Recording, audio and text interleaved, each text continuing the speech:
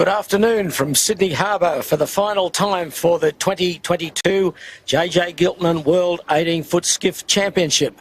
And the news is not great. There's little to no wind. You can see from those great overhead shots as we coming with our drone from the Bradley's Head area right into the boat park. We're on delay. The boats have not left the boat park.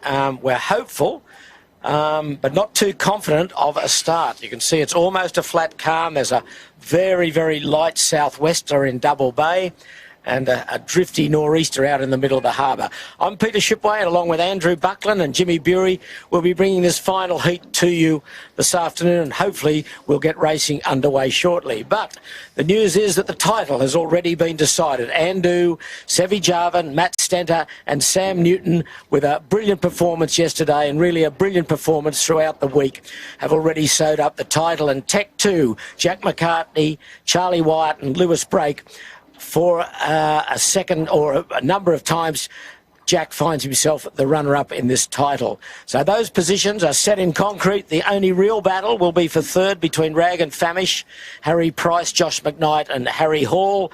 They're currently in third place, and they hold a good 7-point lead over Sean Langman, Ed Powers and Josh Pobeski in Noakes Sailing. But maybe and hopefully that'll play out a bit later today, but at the moment it doesn't look too hopeful. As we say good afternoon to Andrew Buckland. And Andrew, not much weather to talk about. Well, there's a lot of weather, Peter, quite to the contrary. Just not much wind, mate. And as we sit here in Double Bay, we're looking at the top of the harbour bridge, actually quite stable southwest flow at the harbour bridge, but a sort of mildly moderate sized rain cloud outside over the hot water on the ocean. So there's a bit of disturbance going on, and the day did start with a gradient northerly, which is what you'd expect looking at the surface pressure map. So if you wanted to know what was going to happen today, I'd have to say at this moment, I'll get back to you in a minute. Is that all right?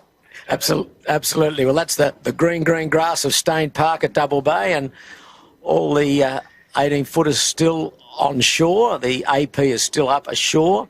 The committee vessel has gone out, but they're looking around like all of us. If there's any breeze, we can just see how calm it is in Double Bay. But while we're doing that, why don't we just have a look at the total point score? We might bring that up so you can have a look where your favourite boat is. And as I said earlier, Andu, a clear winner of 6 firsts and 2 seconds in this championship. And remembering you can drop your worst performance. So if they do have a little bit of a wobble today, they will count 6 wins and 2 seconds, which is very, very comprehensive. Then we go down to Tech 2, Rag and Famish, Noakes Sailing, Lazarus Capital Partners, Smeg, the defending champions, not their best regatta. They're in 6th at the moment.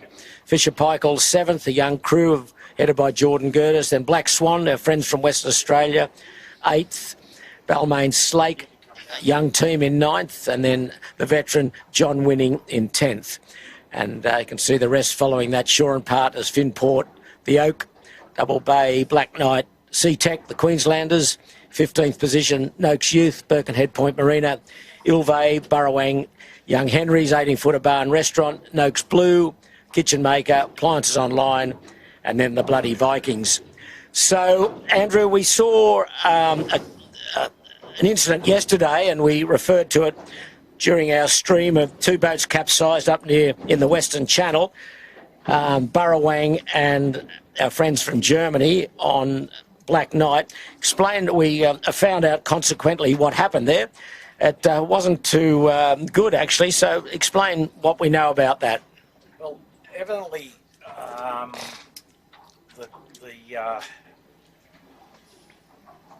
the German boat had capsized and were lying on their side fairly close to the windward mark, and the Burrawang Young Henry was approaching them sort of at full speed and lost control because the rudder fitting removed itself from the transom, and they speared with the pole.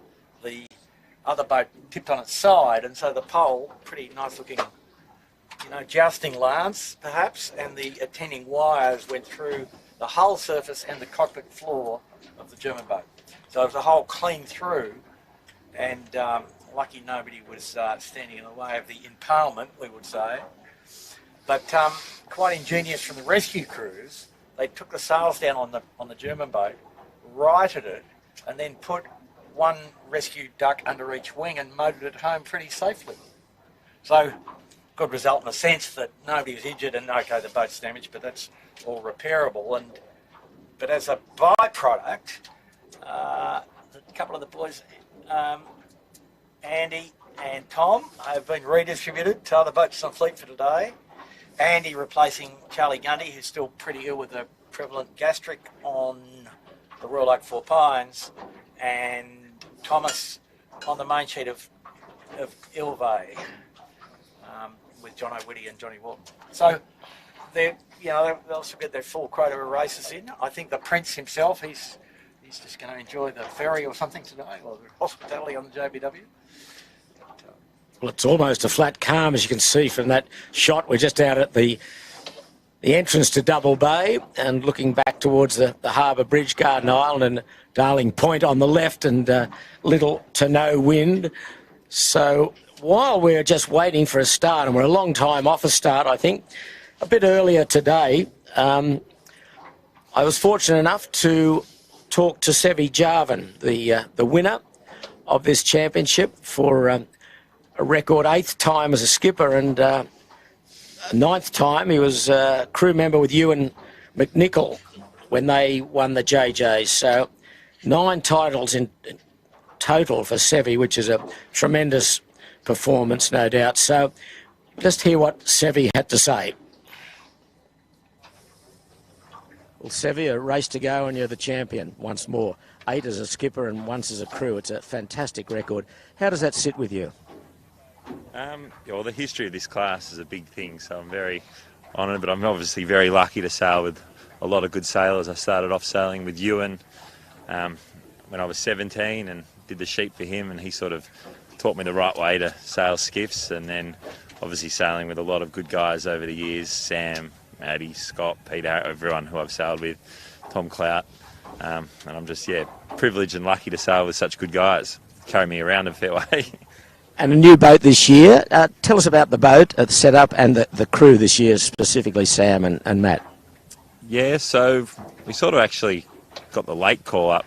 Herman was going to sail, and then he got stuck doing business overseas and couldn't get back, and the boat was already ordered, and they said, okay, do you want to do it? And I was like, yeah, sure, I'd love to do it. And I got Matty on. I know Matty's a young guy that's I've heard a lot about. I've never actually sailed with him before, but I've sailed against him, and I know he's very good. I've seen him in the 16s, and I've seen him sail with Keegan last year, and I know he's a unbelievable sailor, and yeah, he just fitted the boat perfectly. And obviously Sam, who I've sailed with my whole life, well, pretty much my whole life,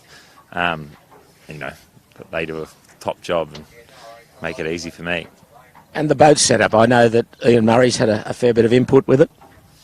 Yeah, they have. We've done a fair bit. We're pretty standard, actually, to be honest. It's not... Sam did a very good job of rigging the boat. I think we got, he was quite precise in making sure the boat was light and getting it. We obviously have to put corrected weights on it now, but to get it up to weight. But I think that was the big thing. But just everything, the fine details of all his rigging, everything works perfect. The maintenance on the boats, as good as it can be. And we just don't have any issues. I don't think we've ever had a breakdown on our boat before. I think we had one the other day. It was something we were testing. We had, that was an unfortunate thing, but, Sam runs a pretty good business, and he's, over the 20 years I think I've done 18s, I don't think we've ever had a race that's cost us because we've had gear failure. So, yeah, the boat's in immaculate condition, and I can't be happier. So what's the future? The Australian winter, are you away overseas for doing any sailing? Yeah, I'm probably going to head over to Cowes and do the Etchell Worlds over there, and then there's lots of Etchell stuff. I'm doing a lot of stuff with JC, and then just little yacht stuff. I'm going to do some URM stuff. I'm actually talking to Squark. I might do some sailing on the Blackjack for the Gladstone race, but yeah, just sort of happy to. And do we see you back in 18s next year? I think so, yeah. I don't know if Herman's going to do it or what the plan is, but yeah, I love the class. I love sailing. I'm keen to keep going. Whatever you do, Sevi, we wish you well. Congratulations on another series victory. It's been a fabulous performance, so go well today. Thanks, guys. Same to you. Well, there he is, the 2022 champion, And there's no further news. The boats are still in the boat park. And is there any more wind, Andrew? Doesn't look like it. Pete, no, have a look at Bradley's. Quite good pressure at Bradley's. What direction? The flow's reasserted itself in the northeast. Okay, well, the boats in Double Bay are still lying to a southerly breeze, but maybe Andrew's nor'easter will win out. Well, that's just the gradient re-exerting itself after the rain score goes away. So, you know, if you look up the western shore of Sydney Harbour, there's reasonable pressure towards the top mark. And, you know, I think the committee should just try to get something underway, even if it's shortened to not full distance. Well, we're no closer to a start, that's for sure. As I said, the boats are still in the park. So while we're waiting and playing the waiting game, we might have a chat to our friends from Western Australia on the Black Swan. And a bit earlier during the week, I spoke to the skipper, Luke Parkinson. With Luke Parkinson, the skipper of Black Swan. Luke, terrific day yesterday in the second race. Yeah, a lot better day for us yesterday. The bits and pieces are finally coming together, and we had the great Rolo in the middle, which was helping us get around. How are you enjoying the 18s this year? Yeah, I'm loving being back in the skiff. I think by the end of the week we'll be ready to start the event. So, it's great learning, and we're definitely happy to be back competing for the title. And you're with Sail GP, with the Ineos team?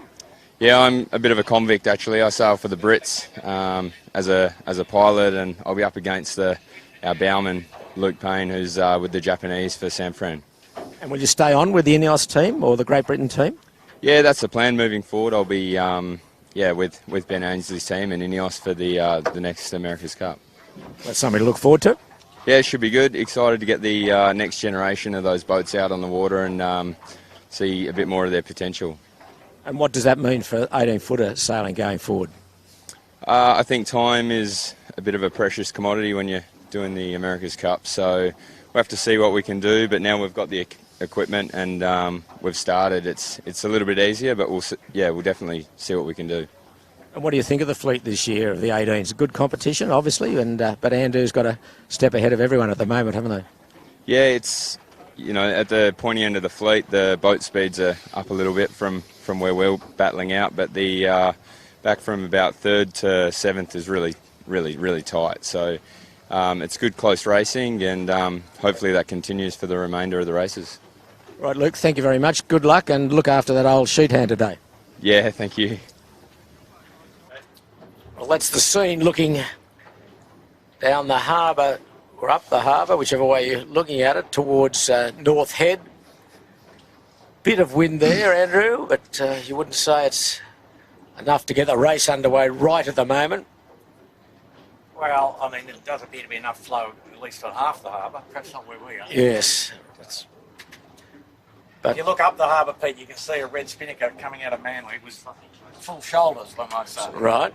Well, that gives you a clue. That's a start. Let's hope. Hopefully, there it is. The red spinnaker on the left of screen, just coming out of the Manly area. Some guy coming downwind with a pole back and going okay. Yeah, just you wouldn't call it a strong wind, but if you've just joined us, we are on postponement for the final heat of the 2022 JJs, JJ Giltinan World 18-foot Championship. That's what it says on the trophy, and named after James Joseph Giltinan, who was the president and secretary of the New South Wales 18-foot League, now known as the Australian 18-footers League.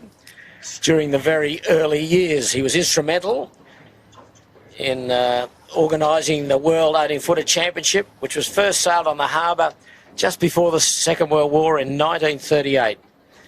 And the championship trophy was named the J.J. Giltinan Trophy in honour of this achievement. And also, he was previously famous for being the man who introduced rugby league to Australia in the early years, and one of the finest promoters of the sport promoters of the time. And quite interesting, rugby league for this year, 2022, started this weekend in Australia. So, Pete, we could say he was a bit of an entrepreneur. It sounds like it. Did you know him, Andrew? Peter. There's no answer there, so does that mean yes or no? Well, you know, when I played first grade league, Peter, I knew his son, okay? Okay, well, just interrupting that yacht just drifting out of sight there. We just may have seen him while we're waffling on.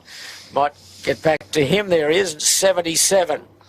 Know what boat that is, Andrew? Oh, I'm sure I do, if I could just think for a minute. You got 10 seconds. Anitra. Just correct. Solvig. No, Anitra. Anitra, just correct, but you got to put something behind it. Anitra May. No. No. Anitra V, Anitra 5. Anitra 5. You're nearly there. You're nearly getting there. You'll be perfect by the end of the Giltinans, Andrew. Close. It's a Halverson boat, is it not? one of the great Halverson boats. 3 seconds in the Hobart race, 1 victory. Oh, there you go. As well. One in 57, skippered by Trigg and Magnus Halverson, and Stan Darley aboard as the navigator. And Pete, you were the bailer boy. It was around about then, yeah. I decided I'd miss that year. It was a heavy weather year. Missed that year, eh? Couldn't find your bailing bucket. That's right. But she is just drifting along. They're running dead squares, not conducive to speed in 5 knots of wind, I don't think. How's that red spinnaker going up at Manly? There's 2 red spinnakers now, Andrew. Well, they're both bursting at the seams up I there. would hardly think that. Yeah. Maybe they've got a bit of pressure. Yeah. And have we found the committee boat yet? No, we can see. I mean, Pete, look at the schooner behind the Anitra 5 with the motor going. Yeah, he was sailing very well, that bloke. Now, look at the Cuda boat here. He's sailing all right. There's the 2 master there. He's waddling along with motor going, I would think. Yeah, I think the Cuda boat here is sailing though near the Kentucky Fried Mark. Yes. Well, and the flag on the harbour bridge, it's sort of gone towards the east northeast. Is it Cuda boat or an old 18? I don't know. Something like that. Old 18. Well, it's very light, a lot of cloud, a bit of rain around the fringes. And we had that lovely east nor'easter yesterday where we saw another stellar performance from the Andu boys and just made life very difficult for Jack McCartney. And talking to Jack earlier today, and I think he's not sure of how many runners-up titles he's had in this series, but he thinks it's 3 or 4. He's runners-up a couple of times in the Rag and Famish. And he just said he's never seen Seve sail as well as he has this year, in this year's series. So that's a huge compliment to Seve, paid by Jack McCartney. And asked him whether he's back next year. He said he's still undecided. He's got a few more projects to get through and work his way through. So who knows, will he be back? And we can feel a bit of breeze. Easterly, Pete. Who would have thunk? Smell a bit of breeze. As Anitra now starting to get rolling. And that's a good sign. We're moving out towards Bradley's Head area and looking to the east in Rose Bay. And we might say good afternoon to Jimmy Bury. Jimmy, what do you see a bit of breeze now? Go, Pete. Yeah, just a little bit of sort of east nor'east. You know, not like the breeze we've seen earlier on in the week, but it's might get some short windward lewards in, or one race it is today. But yeah, hopefully we get just something away. But I think just be one little short. What do you think? Two laps and send them home. Yeah, I think the committee would be well advised to consider a fairly short axis 2-lapper. But this breeze now that's just come in, that's probably what was forecast, was it, Andrew? Was it? Yeah, I mean, originally? Well, east nor'east to nor'east, you know. And you saw yesterday that the model didn't quite have it right for a couple of hours, but this is probably somewhat affected by the offshore rain. So it's a great inflow distorted by the rain. Still nor'east up towards Manly, or east nor'east certainly. So on top of the harbour bridge now, east nor'east. So that's indicative of at least 100 metre thickness of flow. We're getting a few messages coming in, and a message from our friends at the Fremantle Fire Station. Big Mike Hughes, he's on the couch watching. Waiting for a fire. Well, we hope not, but anyway, Hughesy, hello to you and all your boys over there. Keep up the good work. And I'm glad you're enjoying the coverage. Yeah, we've needed water pumps more than bloody water hoses, last couple of weeks here. I can tell you it's 7 to 8 knots now on Auckland Harbour. If that's any value to us, it's probably coming our way. We need to know what's happening at Lord Howe, Pete, really. Well, you're the man for that.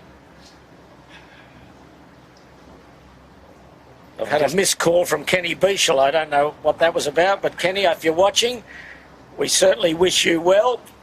One of the great names in the Beechel name in 18 footers and Australian sailing.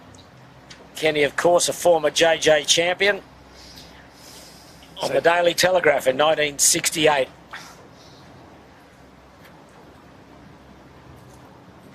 Six knot gust on Sydney Harbour, Pete. 6 knots, okay. We should be hopefully getting the boats out of the park and near a start. And a bit of breeze, yes, re-established itself down the harbour. You can see that yacht just coming up to the middle of the harbour bridge on the breeze. He's got a bit of heel about him, so that's a good sign.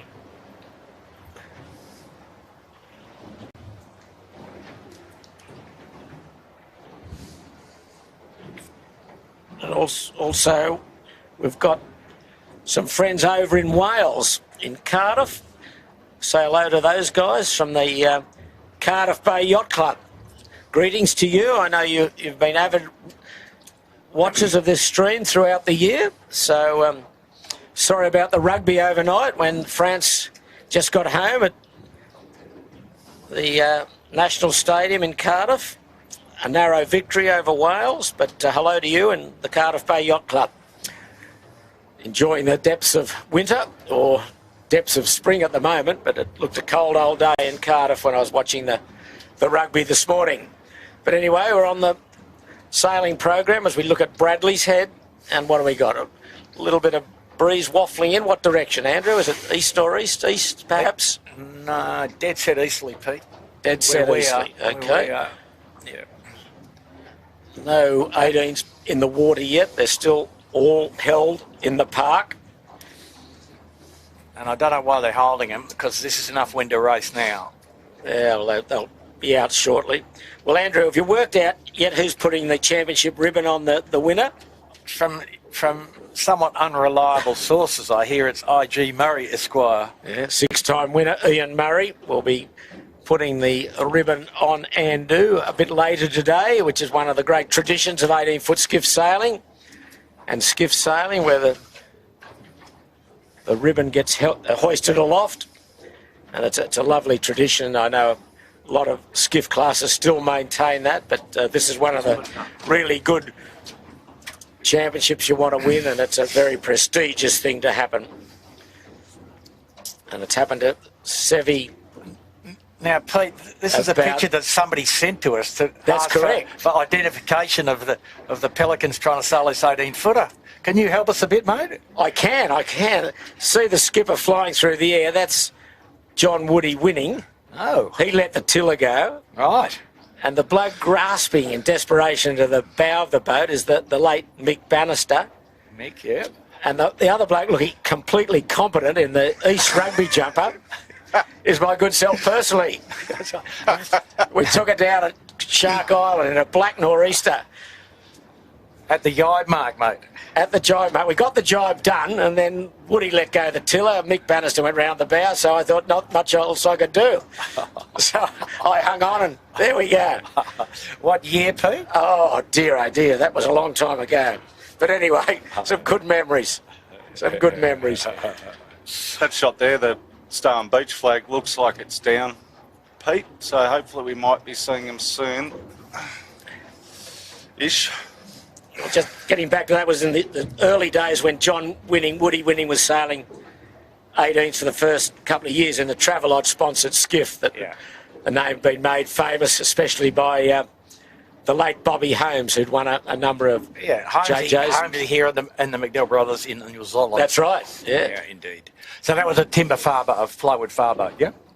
Or not? Before that? Was it farboat? Yes, all of the above. Okay. I agree with you. Oh, no. I'm making a little assumption, Peter, I think, but mighty, I did check with Woody, it was a far boat. a mighty sponsorship of the Travelodge organisation. Went for a long time and highly successful. So, Pete, I think we're looking now at reasonably stable easterly over the whole harbour. Yes, it's sloppy, the water out here, but grey sky looking to the south, and it's probably a bit of rain about, I would say, but not much wind, Andrew. Well, Pete, if you look up towards Manly, everybody's sailing. Yes. Yachts with angular heel.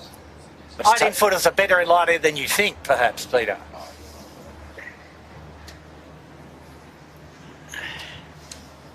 There's the spectator ferry. It's a full house today. It was a sellout. They'll run out of beer before the race starts. Yes.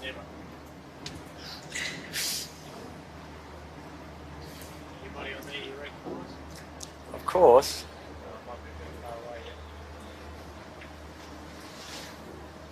Well, we've just got a lovely text in from New Zealand. So we've got some good followers over there, and this is some of New Zealand's finest. Kim McDell said a message. Hi, Peter, Andrew and the team. Great coverage, guys. Thank you. Hope to be back next year. The McDells. So Kim was with his brother Terry when they won the championship all those years ago, and we hope you're well, Kim, and enjoying, as you say, the coverage. It's not much today for the moment, but let's hope those New Zealanders can get back and re-establish the Honda Marine dominance that you had in 2018, 2019 and 2020 with Dave McDiarmid winning 3 titles in a row. And of course the Travelodge, New Zealand, with Terry at the helm and Kim, they won in 1974, so it was a big gap between 1974 and 2018 for New Zealanders to win it. And who is the main sheet man in their boat, Pete? Peter Brook. Thank you very much. There you go. So, got to get up early to beat me, Andrew, you know that. There's the Royale, the ferry. The punters are getting nervous and jittery, and as you say, whether they'll run out of beer or not. We're just down in the Shark Island area, between Shark Island and Darling Point. And Andrew, there's not much wind here, my friend. Not much wind at all. It's died away again. Bad waves. Jesus. Like Bondi Beach, Pete. Yeah, where did they come from? There they go there, heading straight for Wallara Sailing Club. Yeah.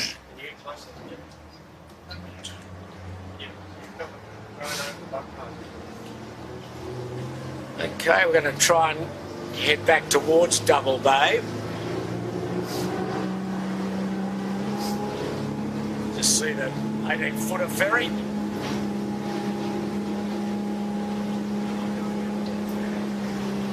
Well, there's the boat park, and there's the mill pond that awaits them if they came out. There's the yachts in the bay and boats in the bay have just swung slightly to the northeast. They've gone through 180 degrees, some of them, but it's so light out here. I'm wondering whether they're going to get a race in. A lot of heavy cloud around now. Well, Pete, you know, the heavy cloud offshore, which is a byproduct of the warm water out there, is just a permanent feature, more or less, when it's like this. Plenty of evaporation still going on out there.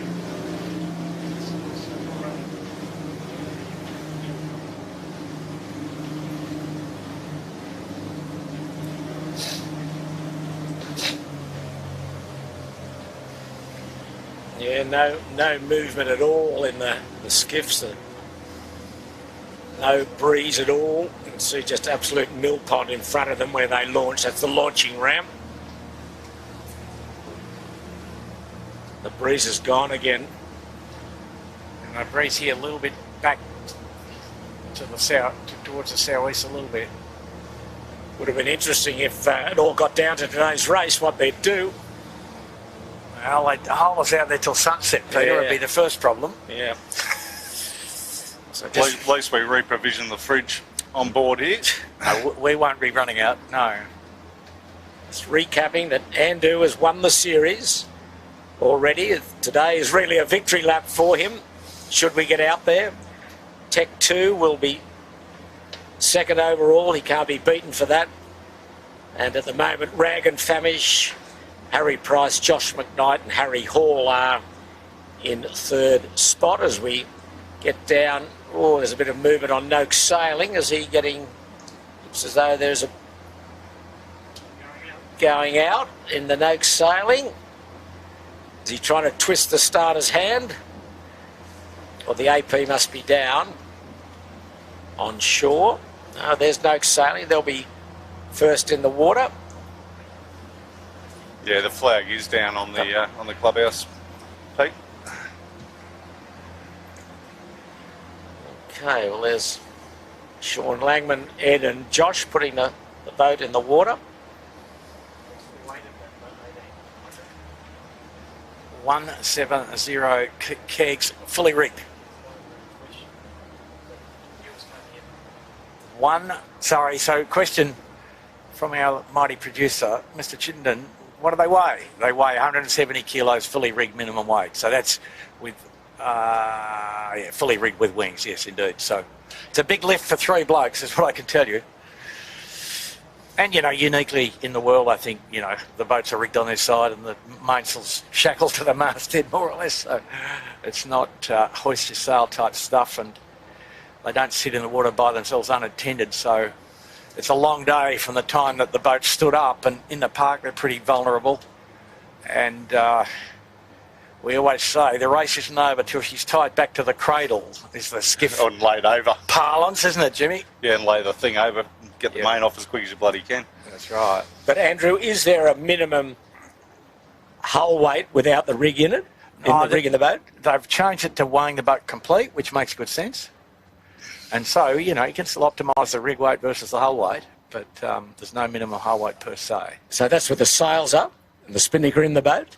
I think no sails, but I'm not sure, Jimmy. Sorry. I did read the rule before, Okay. before the week. But Definitely the mast is in and rigged. yeah, I think there's no sails involved in it, Uh-huh. actually. Yeah.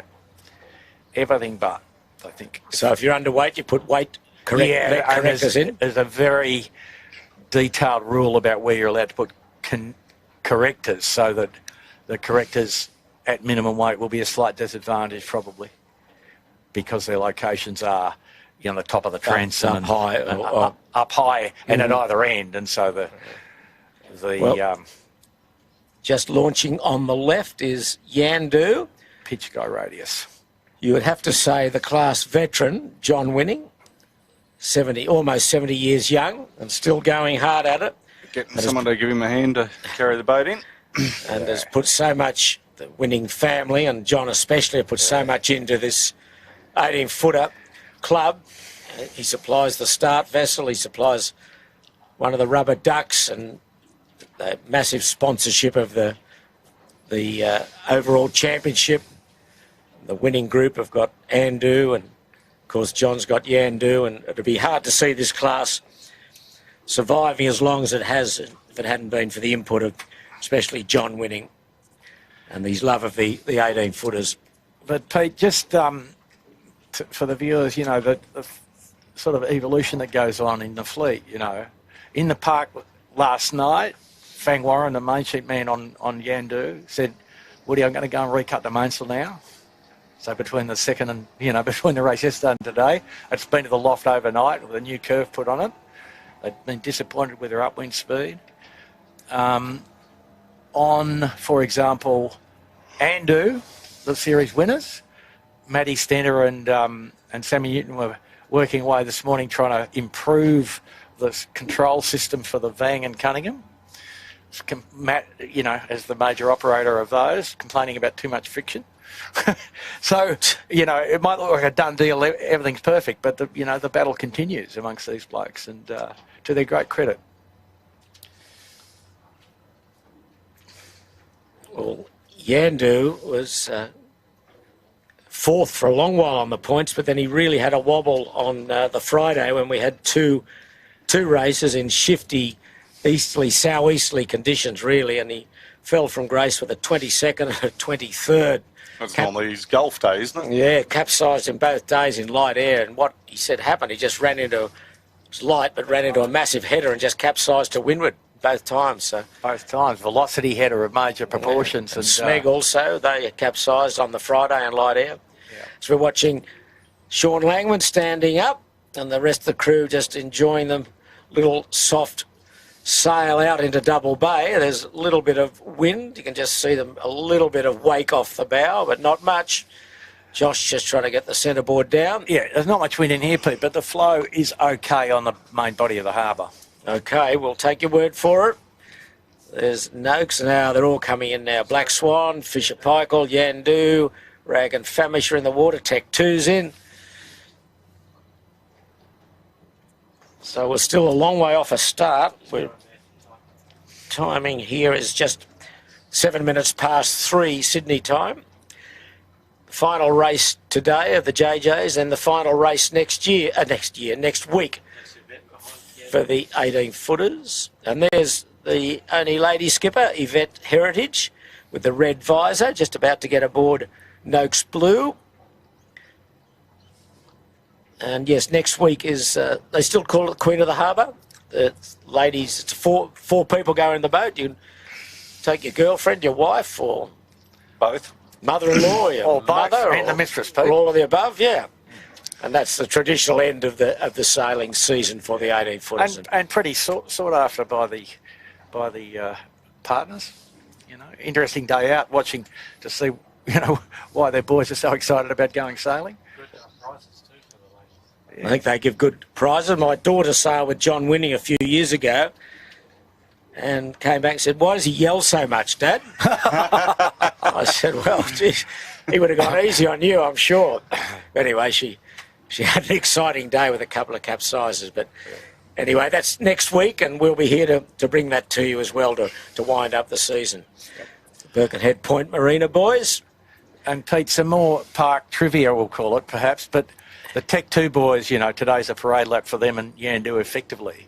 So they've made an agreement in the park today that Jack McCartney is going to work the main sheet and Louis and Charlie are going to steer a lap or so each.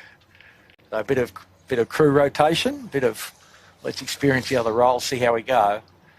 And both of them knowing full and well that Jack was a world-class sheet hand before becoming the man on the wood.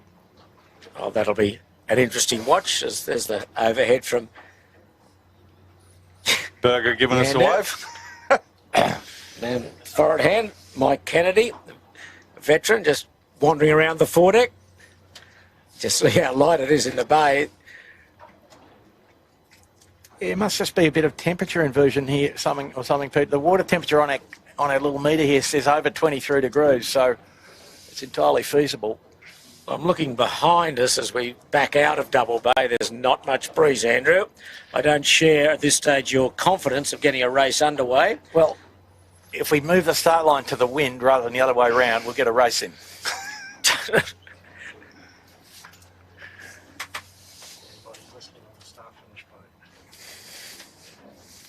There's the Noakes sailing, just keeping the spinnaker. Pete, the red full. spinnaker that was coming from Manly is now at Bradley's head. Full shoot, pole back. There's no such thing as a black swan, Chits. All swans are white. Black Swan. That's a black swan on the sail. Only in Western Australia, indeed. Sort of. Both Luke Parkinson, the skipper, and the forward hand, Luke Payne, are off to San Francisco for the Sail GP series after this. As is our drone pilot, who's working with Sail GP, Dylan, who's done a fantastic job, as everyone has. All our camera guys and tech guys here to bring this coverage to you. We hope you've enjoyed it. And if you're watching on YouTube, make sure you click the settings and click the HD and tune off the closed captions. No idea what it means, but I'm told to tell you that. So We'll give you a lesson in the off-season, Pete. make sure you click the settings and click the HD and tune Turn off. Turn off. Turn off the closed. Closed captions. Okay. Apparently, you and I go right on the closed captions. It's Bucko that YouTube struggles to understand as well. I've told you all that, so it's up to you now. That's possible. Yeah, you can watch it. You can watch it in 1080, which is pretty snappy. Too much detail, Andrew. Now, today's race, if we get underway, bought by the Kitchen Maker. And look at this special shout out to Johnny Montgomery, New Zealand. How are you, Johnny? Hope you're well. Pass on our best to your mum and dad. I think your dad knows a bit about sailing and commentating. But I know you've been an avid watcher, Johnny. So there's Lazarus Capital Partners just getting into the park. We've got most of the fleet, about 2/3 afloat. They're not moving, but they're afloat. There's the 18-footer club in the background. Scene of tonight's presentation, which is always a fun affair. Got your outfit picked out, Bucko? I went and dragged my tuxedo out. I haven't worn it for 15 years. How's the mildew? Yeah, no, it was in good order, but the waist seemed to have shrunk a bit, Pete. Yes. Oh, dear. Oh, dear, they're just trying to wriggle their way out of the bay.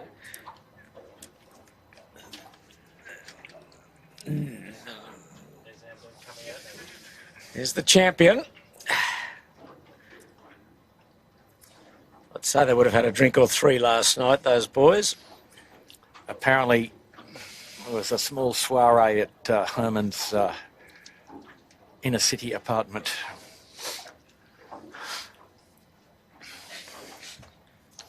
18-footer bar and restaurant going in.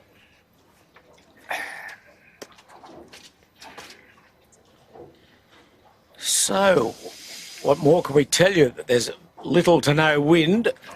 Peter, I want you to rotate your head 180 degrees, look at the western shore and estimate the wind speed from here. 3 knots. No, probably 8. 8? Yep. Wow. Problem is we're right over in the east. Yeah. That's the problem. No, it's here now at the entrance of the bay. There is some wind on the way. I like your confidence, Andrew. Always have. Well, we're trying to find the wind. That's our job. We are. That is part of our job. So there'll be enough wind if they get to the airstream. There'll be enough wind to be 3 on trapeze. There's a prediction, Pete. I know it's always dangerous predicting the future. Yeah. Much better to predict Now, the past. no sailing getting rumbling. Oh, he's flying now. Rumbling. Here's the fleet in orderly fashion coming off the beach. And a bit of ooching and rocking going on. Terrific drone shot. Just to... Do we know how high that drone is? Is there a altimeter or something on that drone to tell us how high? 60 metres. 60 metres. Wow, it's a bit of height. That's his maximum height he's allowed to operate in this area, which is under controlled airspace.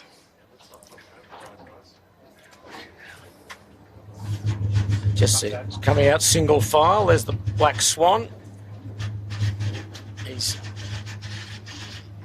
coming second at the moment to Noak Sailing.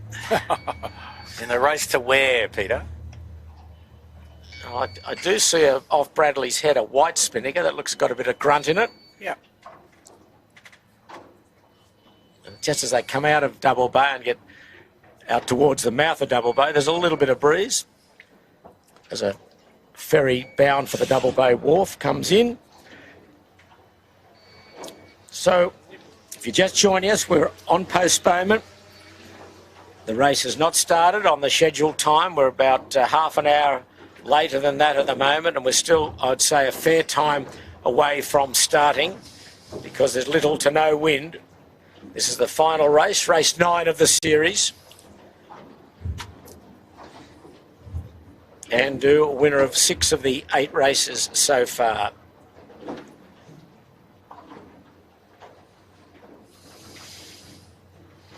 The ferry making the skiffs scatter. makes its way into Double Bay Wharf. And Jimmy, our skipper and navigator, what are you seeing through the binos there, Jimmy? We've got a bit of pressure. There's a little bit of pressure just looking down to Taylor's Bay, which is where the start boat is, or was, just making sure it's still there. So, which is the case.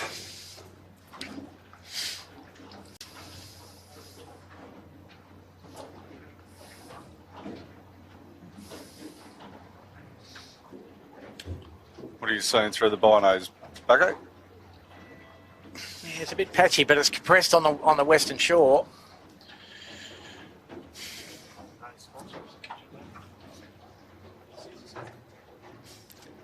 Today's sponsor is the kitchen maker, Caesar Stone, long-time sponsor. Jimmy, good pressure up at Middle Head. We're not sailing at Middle Head, Bucko. No, we might have to move the course a bit, eh? And the man with the white chute coming down the western shore is on fire.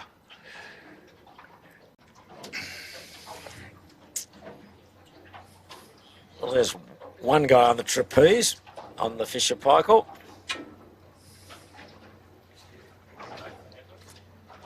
Nathan Edwards. They had a disappointing day yesterday. They were 16th after a really good day on the two races on Friday, 5th and a 3rd, but they're in 7th position on the points ladder, equal on points with Black Swan. So that'll be broken in someone's favour today if we get a race underway. Rag and Famish, Harry Price, 3rd place overall. So, Jimmy, that looks to me like sort of going back to semi-regulation nor'east down in this part, east-nor'east. Yeah, it's a good breeze now in the bay here. Yeah. But who knows? There's plenty of evaporation. Now the breeze is a really good little spiky bit of breeze here in Double Bay. The Fisher Paykel boys have just got it. And, you know, it's ended up almost the same direction as it was yesterday, looking at the western shore now.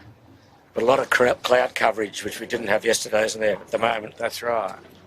Full overcast pretty much all day and a couple of little rain squalls, but enough wind to sail, but whether they can get a course in time, who knows.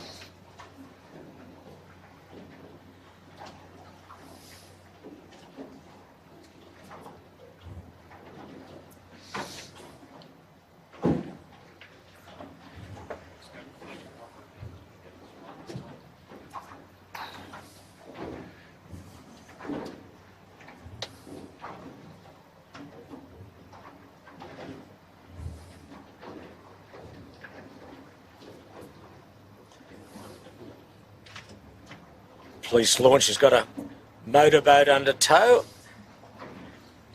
Fenders dangling down the side. At least they're low speed for you, Pete. Yeah, he might be sort of trying to get on the podium for the Kumquat medal, but he's failed by breaking down, unfortunately. Well, the fenders would give him away a bit. How is the entry list for the Kumquat Cup? Massive. Absolutely massive. Now they're starting to get a bit of a wriggle on the skiffs now. They're approaching Clark Island. The committee boat's up in Taylor Bay, did you say, Jimmy, is it? Yes, mate. All right. So that's sort of set up for an east or southeast course, perhaps. Yeah, they're set up for a windward market, bottle of glass rocks on the eastern shore, Pete. Perhaps a two-lapper and get it done and dusted and they can get into the presentation. Yeah. So 3:20 was already 35 minutes after the scheduled starting time, and the fleet have just started to come out of Double Bay after being held on delay in the park.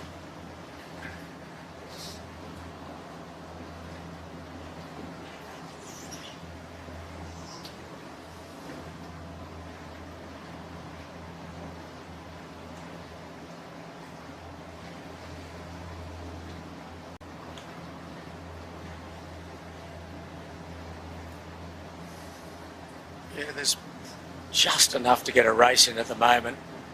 Nothing more.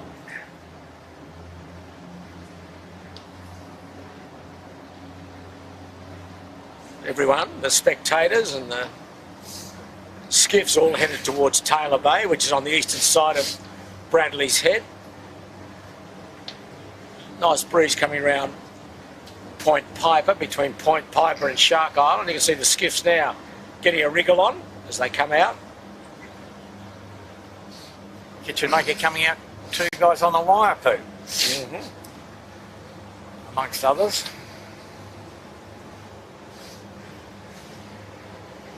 Yeah, breeze re-exerted itself at the top of the harbour bridge, so some hope.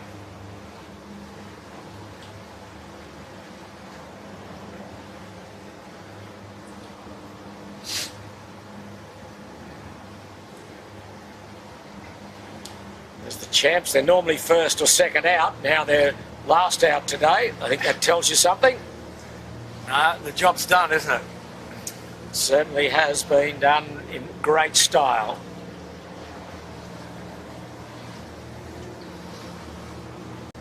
Yandu there, Smeg in the background.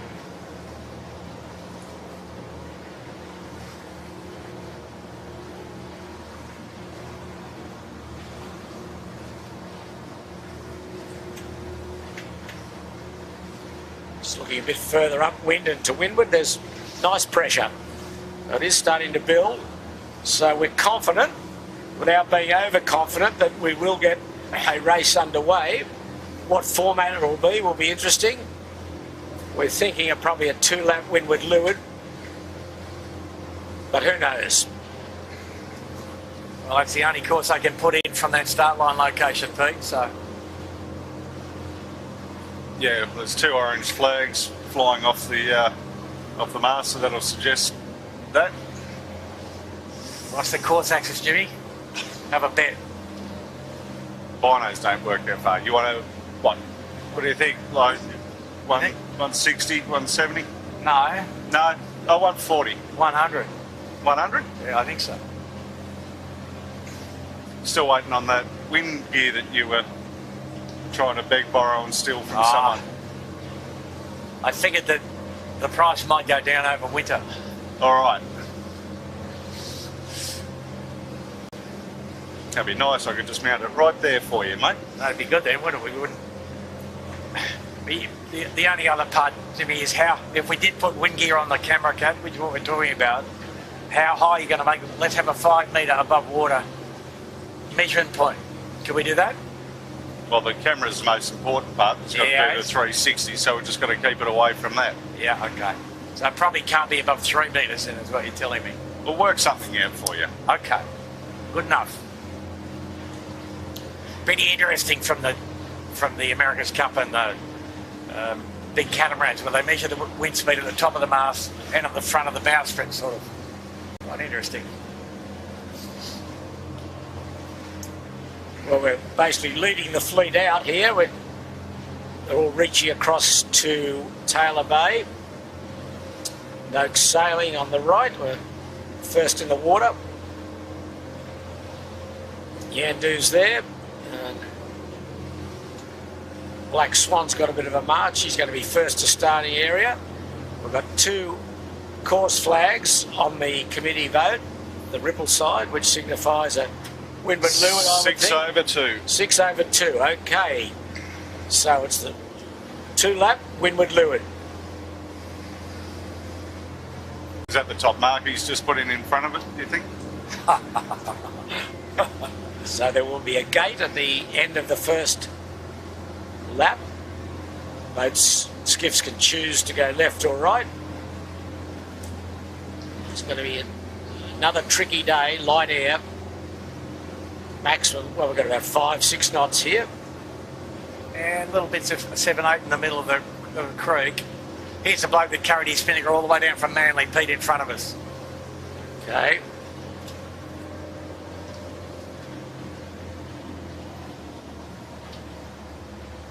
No, they haven't put a course axis up yet. Yes, they have. Have they? They have too. Mate, we're both completely wrong. 05. 055. I was going to say 054. What is it? 055. Yeah. Just Just out, just Chippo. missed it. And about, I'd say, 1.20. What is it? Yeah, Mate, pretty good there. It's 1.2. Okay. I was 0.0 out. 0.0 out, right. Righto. So 0.55, we're here so it's a fair way up in Watto Bay. in the starting area, Taylor Bay. And we can perhaps have a look at some of the spectator craft around. And there's the Black Swan, Rose Bay, Shark Island. There's the committee vessel. Jimmy, let's stick our boat head to wind and let's see if 055 bears any resemblance to what's possible. There's a fair way to the right of that at the moment. And there's the wonderful Waratah, part of the Sydney Heritage To the Fleet, right. in great condition. Look at that. Beautiful. Absolutely beautiful. And the John Oxley's about to go in the water shortly. That's right. John Oxley, another part of the Heritage Fleet, is going to be launched early April. And then coming out of the water is the ferry Canangra. They launched John Oxley in Garden Island dry dock. And then the Canangra comes out to get replated and reworked. And a big project from the Heritage Fleet. But Pete, Which again, John Winning's heavily involved in as well. Shippo. the Canangra, is not a wooden hulled boat? Or am I thinking of the wrong one? One of those very old wine glass shaped ships. I'm not sure, but John was telling me that they're going to replate it. I thought he would be steel, but maybe you're right, Andrew. I'm not sure, but Okay. there's the Waratah. Look, it's in fantastic condition. A lot of work by a lot of dedicated volunteers and donors. She's just hovering around the starting area. Wow, that's from an era gone by. 1912. She was launched in 1912, my sources tell me. And still going strong. Sydney, part of the Sydney Heritage Fleet.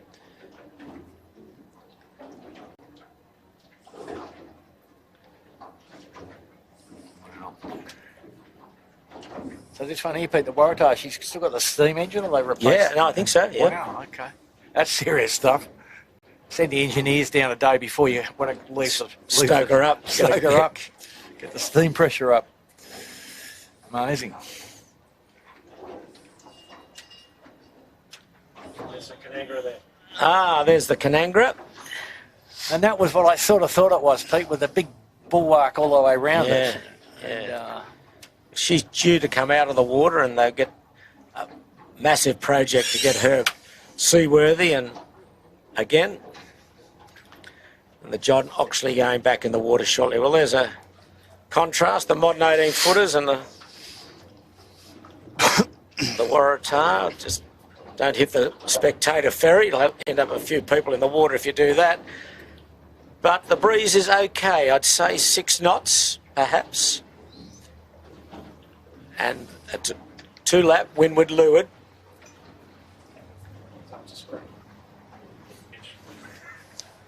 well, we're optimistic that we'll be able to get back to the dock at the normal time of 4:30.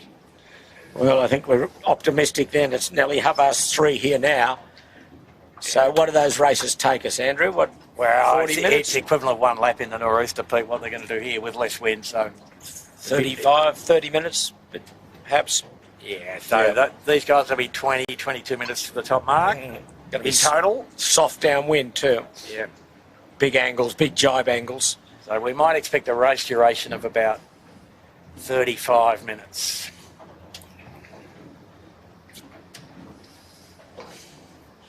And a little bit of flood tide.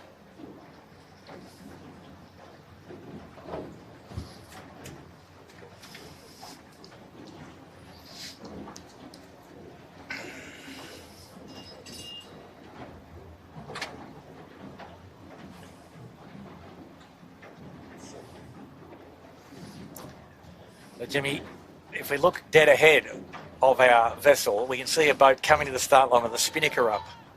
It doesn't usually indicate northeast wind, does it? No. You think the ferries had to go and be resupplied? Well, you can go alongside and ask them, do they need resupply? No, we're not touching. They're not touching our beers.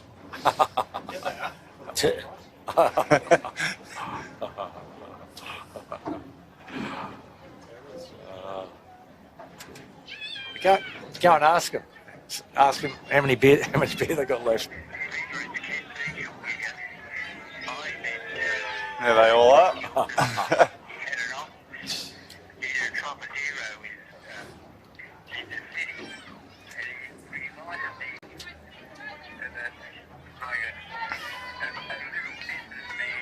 All the kids on the ferry there? Some big kids and some little kids. Yes.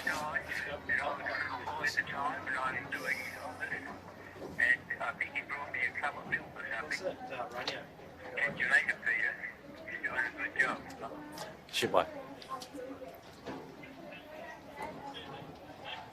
So as I was saying before, we had heard from the great Kenny Beashel, and he's just left a message to say that There's Brownie and my father. when he was a little boy, he met JJ Giltinan, and JJ Giltinan was a small man, about 5'2", Kenny said, and bought him a milkshake and had an office down near the Trocadero. So there's some good memories for Kenny, and you're sounding great, Ken, and I'm glad you're enjoying the coverage. We wish you well. The Trocadero must have been where all the action was back in the day, Pete. You think? Yeah, I would think there'd be plenty of action there, but not much action on the harbour, Andrew, at the moment. The breeze is gone again. No, it's still here. Okay, it's still here, right. Just not very windy. Well, that's what I mean. It's Enough, very light. Just enough wind to get rumbling, but only just. Jeez. As I said earlier, you wouldn't want the regatta decided on this race. It could go any way. No, you did right, but the cream will rise to the top. I'm pretty confident. It could be a day for Pete, this is a a new day. winner. This is a day that makes the case for a proper big rig, isn't it? In a sense. big, powerful rig. Yep. Lightish crew. Tom Potter filling in for Will Dargaville on board the Birkenhead Point Marina there, Shibbo. Sales 16s from down at Manly. On Sail Racing, I think he is about sales down there. Right, it was good to see these Felix. 16 boys getting amongst the 18s. And they've had a couple of good races, but they've had a bit of trouble holding their boat together. Apparently, they've had a few issues. They had a sixth in the first race. It's the boys there. Tim Westwood, the skipper. Alex Chittenden, son of our juniors on board here, the camera cat. And Tim Westwood off soon to do Sail GP with Team Japan. So these boys, a lot of talent amongst this fleet. Not only in the 18-footers, but how are you liking the wind now, Andrew? Oh, I'm looking for my big wire luff spinnaker that doesn't exist anymore. Oh, dear. Matty Stenner steering the Andu while Yeah. Sevy's As a breather or a... blowing some dust off. He wouldn't be as relaxed if he had to get out there and win this race today, that's for sure. So have we seen the weather mark, Jimmy, at 055, is it? Is that what the direction I was? think that's Dougie just heading up just in front of us, mate, in the powerboat. So Behind the white sail. on I the see, yacht. yep, towards Bottle and Glass on the... So he's probably going to move the mark to about 080, Pete, I would say. 055 won't quite cut it.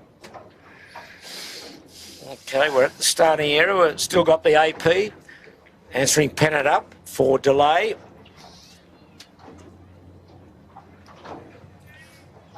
There's the rag, Harry Price at the helm, Yandu in the background. A lot of merriment coming from the ferry, so they must have got into it pretty early. There's the young team on the Kitchen Maker, Caesar Stone, today's sponsor, Lachlan Steele, Jerome Watts and Tom Quigley standing in today for Brandon Byank. I think he's a victim of the dreaded lurgy.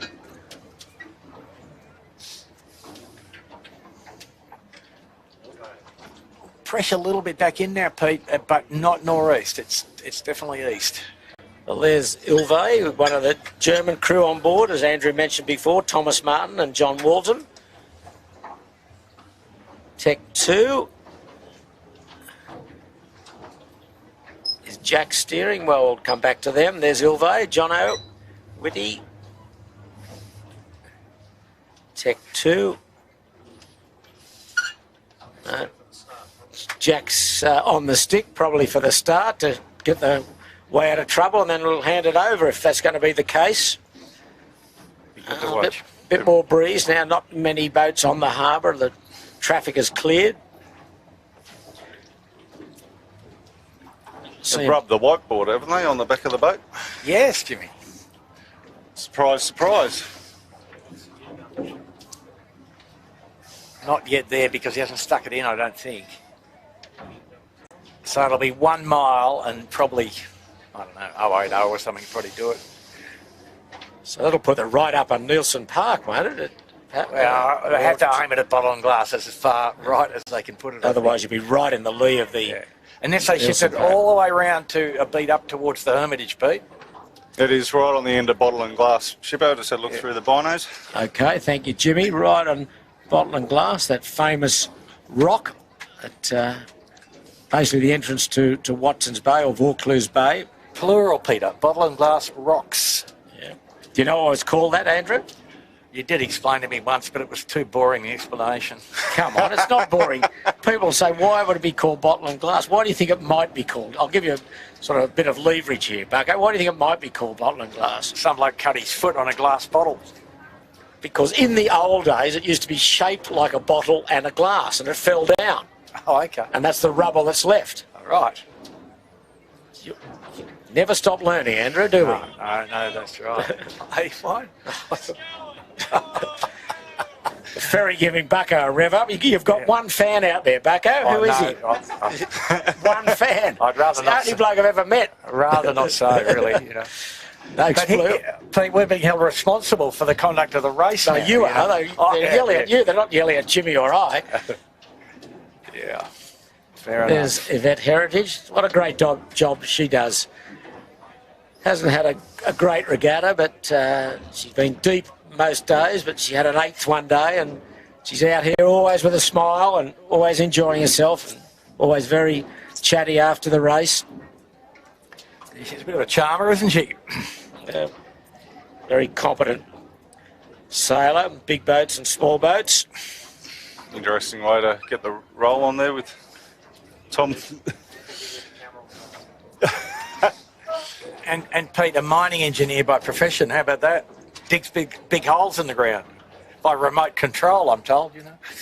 Hopefully find gold or something. Well, we're at Taylor Bay, just waiting, I think, probably to get the weather mark in.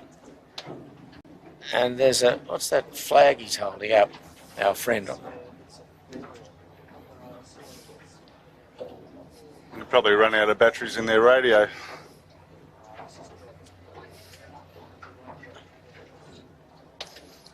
What's he doing?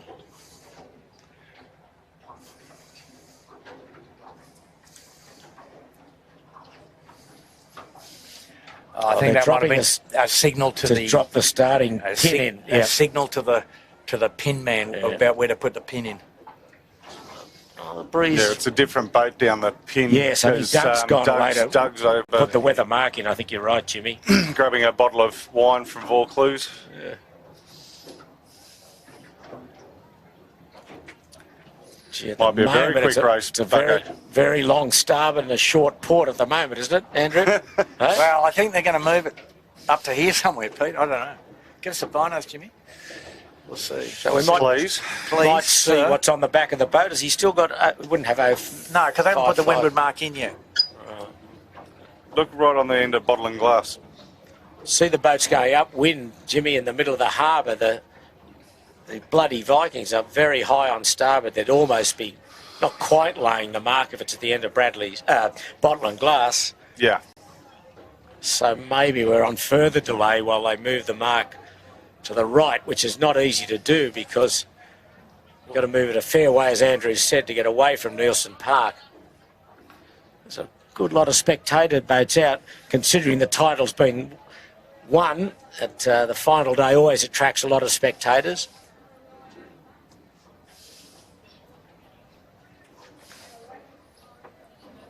Almost be move it to the other side of Steel Point, wouldn't you? I don't know where he is. Yeah, no, I think it almost can go up near the barge in Rose Bay, but or even further up towards that big. I think they're in radio communication with the Mark boat to see what's happening. So they put the pin in. Well, the pin's in. And there's Andrew just coming down with appliances online, just dropping the spinnaker. There's a breeze, but it's unstable.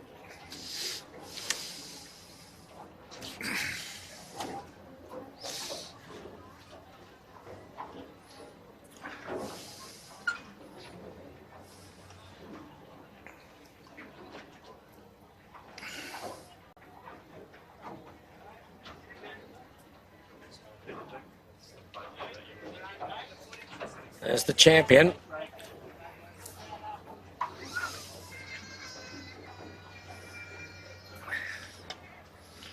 Just got notification of there's a ship inbound as well. Right, well, he's a fair way away because we can't see him yet, can we? No, he's not through the heads. The Cub just messaged me. I'm not sure if he's at work. I'm sure he is. Watching Andrew go behind the spectator ferry. Young Matty Stenner doing everything. Yeah, so it'll be Matty Stenner's first JJ title, and this will be Sevy's ninth. 8 as skipper, and Sam Newton has been with him in 7 of those 8 titles that he's won as skipper. So a fabulous effort from that team, but remarkable effort from Sam and Sevy to have won so many titles. Still quiet here at the projected starting area. They've got the... Is that the weather mark they've got in the duck here? No, there's a weather mark. It's still there. It's down. Still up at there at Bottle and Glass. Oh, I think I can see it. Yeah. Yeah, right on the end. Yes. Cheers. The mark in these, the rubber duck is the other gate mark, I suspect. There they are, trying to work it out.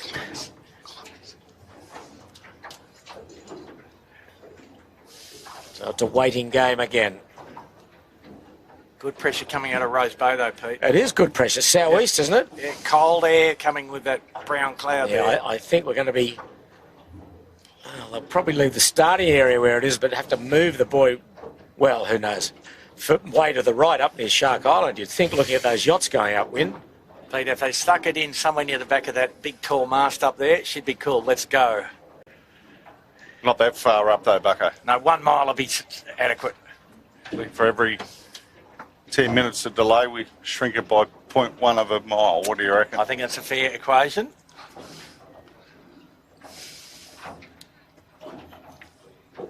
So the Mark Lane duck is off. Where's he off to? Down to the pin end of the starting line by the look of it. Probably no thoughts of moving the weather mark at this stage, but it's almost a lay-through, isn't it, Andrew, from the starting line of the weather mark if the breeze stays where it is? Yeah, they can't leave it where it is. And it'll be who can reach the best. So they realise they've got to move the starting mark.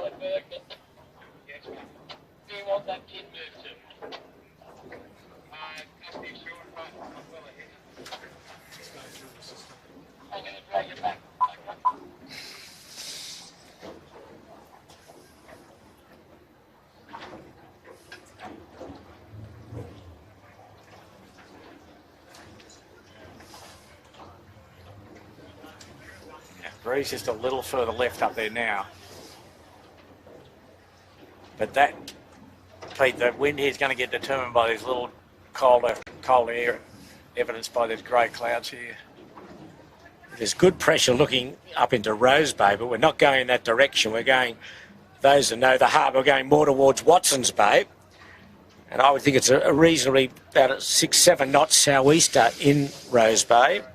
120 is the number on the back, which is 120. directly at that yacht that you're talking about. So we're moving the course up into Rose Bay as we suspected and expected. So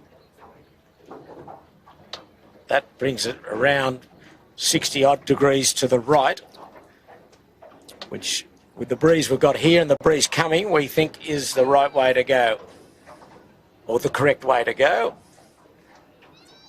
So they've got to move that weather mark.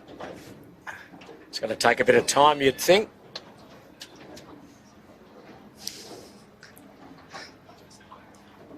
So it's standby to wait. And if you have just joined us expecting to see a race finished, we haven't had one started. We're just over an hour past the scheduled starting time, but firstly there's been no breeze, and then the breeze has been all around the place from the northeast to the east to the southeast and back to the northeast and the east, and it's back now stabilised, best we've seen since we've been here, in the southeast, and the course set at 120, was it? Was that? Yep, 120, yep. 1.2 okay. mile. So the boys getting a bit frisky on the ferry. And the girls. Champagne starting to kick in.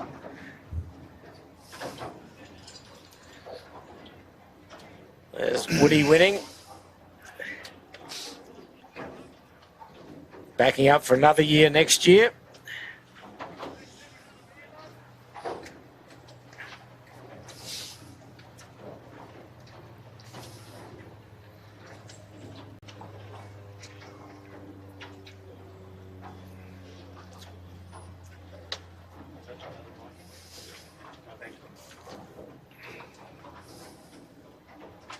There's the bloody Vikings. We're not swearing. That's the name of the boat. Where the bloody hell are you, Peter? Yeah, Where the bloody hell are you? They've been out each day, but they haven't had a great series. They broke the boom one day and a few collisions. But anyway, it's good to see them here and hope they've enjoyed it. I'm sure they would have. It would have been a bit cold back in Denmark.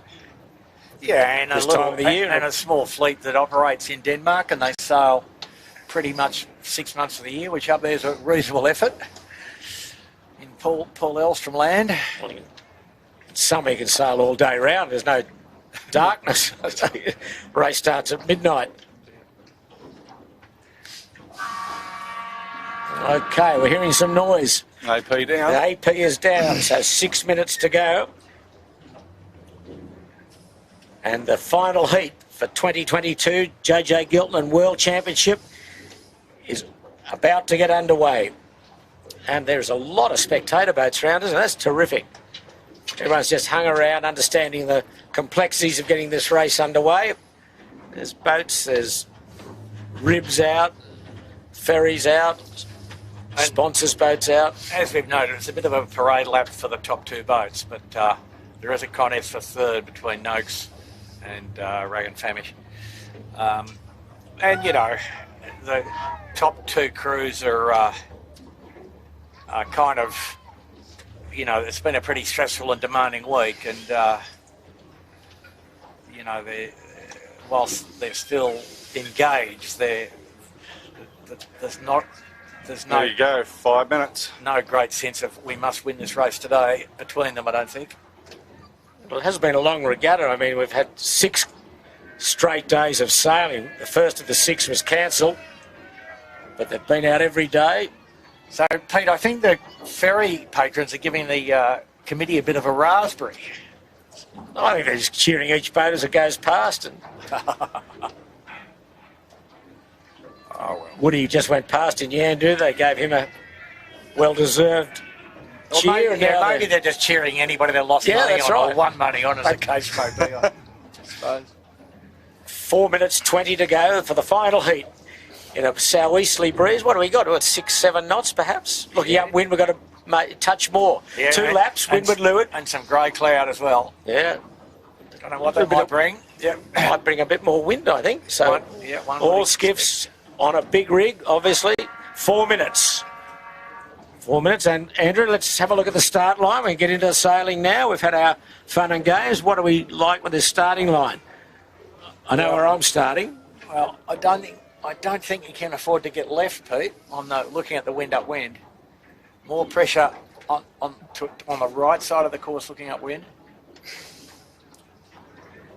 I'm at the committee boat and going right, Andrew. Yeah, and that was kind of, yeah. I was going to sail out to the first puff on starboard, maybe.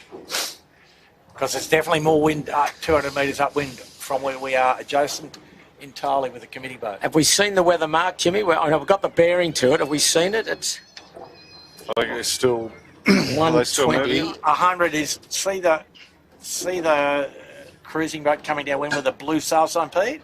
2 fingers to the right. So could the island split the course or not? Or is it too far left, the weather mark? There's 3 minutes to go. Could you go up to the right-hand side of the island? You probably can. Yeah, you probably could. At 1.2, you probably can. Okay, 2 minutes 50. So Shark Island in play. And at the moment, it looks like more pressure that side of the island. But let's see if anyone's dare to have a dig at that with 2 minutes 40 to go. Probably the tide flood with the water actually moving in today with the flood tide. A bit like yesterday, I suppose. So they might try and get to Steel Point because there could be some good flow around Steel Point if it's coming in. 2:20. Yeah. And Steel Point would be the first point you try to get to, I think. Still very light here at Taylor Bay. Yeah. And Taylor Bay are experiencing the usual kind of leeward shore lift-off to some degree, and land friction exerting itself. A lot of waves from ferries and other boats with 2 minutes to go. It's quite sloppy, the water, so you'll need plenty of power to punch through all of this. Yep. Tough day. 155. And majority of the fleet up here at the committee boat end. There's no one. Oh, there's Birkenhead Point and Lazarus are down towards the pin with 1:35. Breeze looks a little bit more even across the start line now. Yeah, bumpy water coming though. Some choppy water that's way in excess of the wind. And a ferry going across. He'll be clear ahead by the time the fleet cross the channel. 1:20. And what do we got here?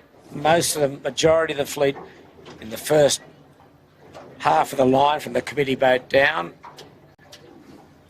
Just coming up to a minute now, just 5 seconds to the minute. Tech 2 and Andu both very close to the windward end. Yeah, there's 1 minute to go in the final heat. And have a look at this. Andu back on port. Yeah, there's not much wind here again. It's lifted off.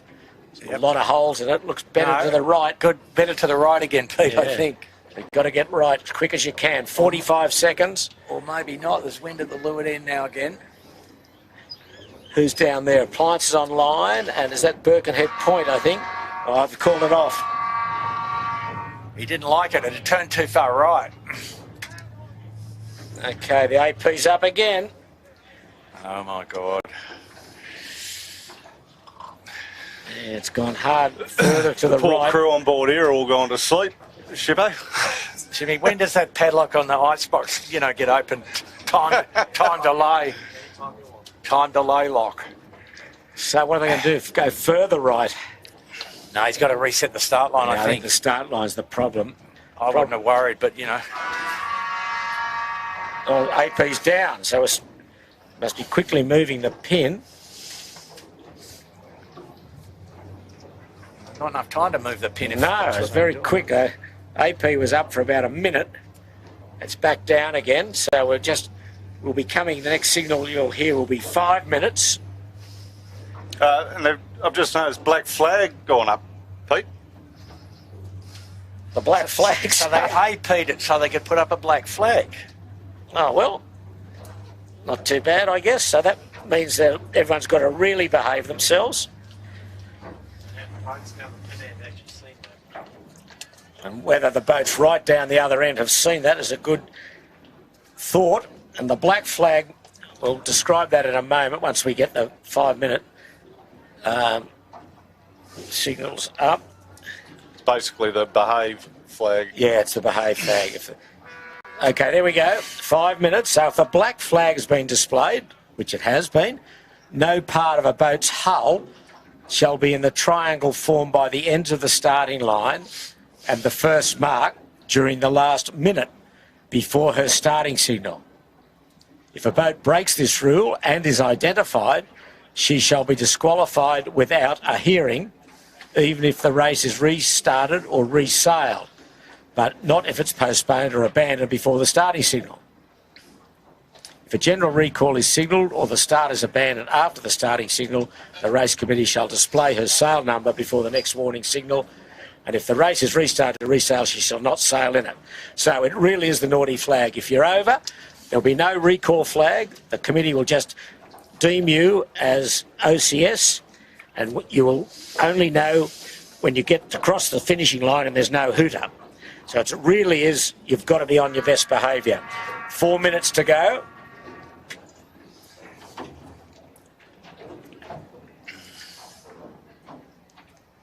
There's no individual recall flag. Can only be a general.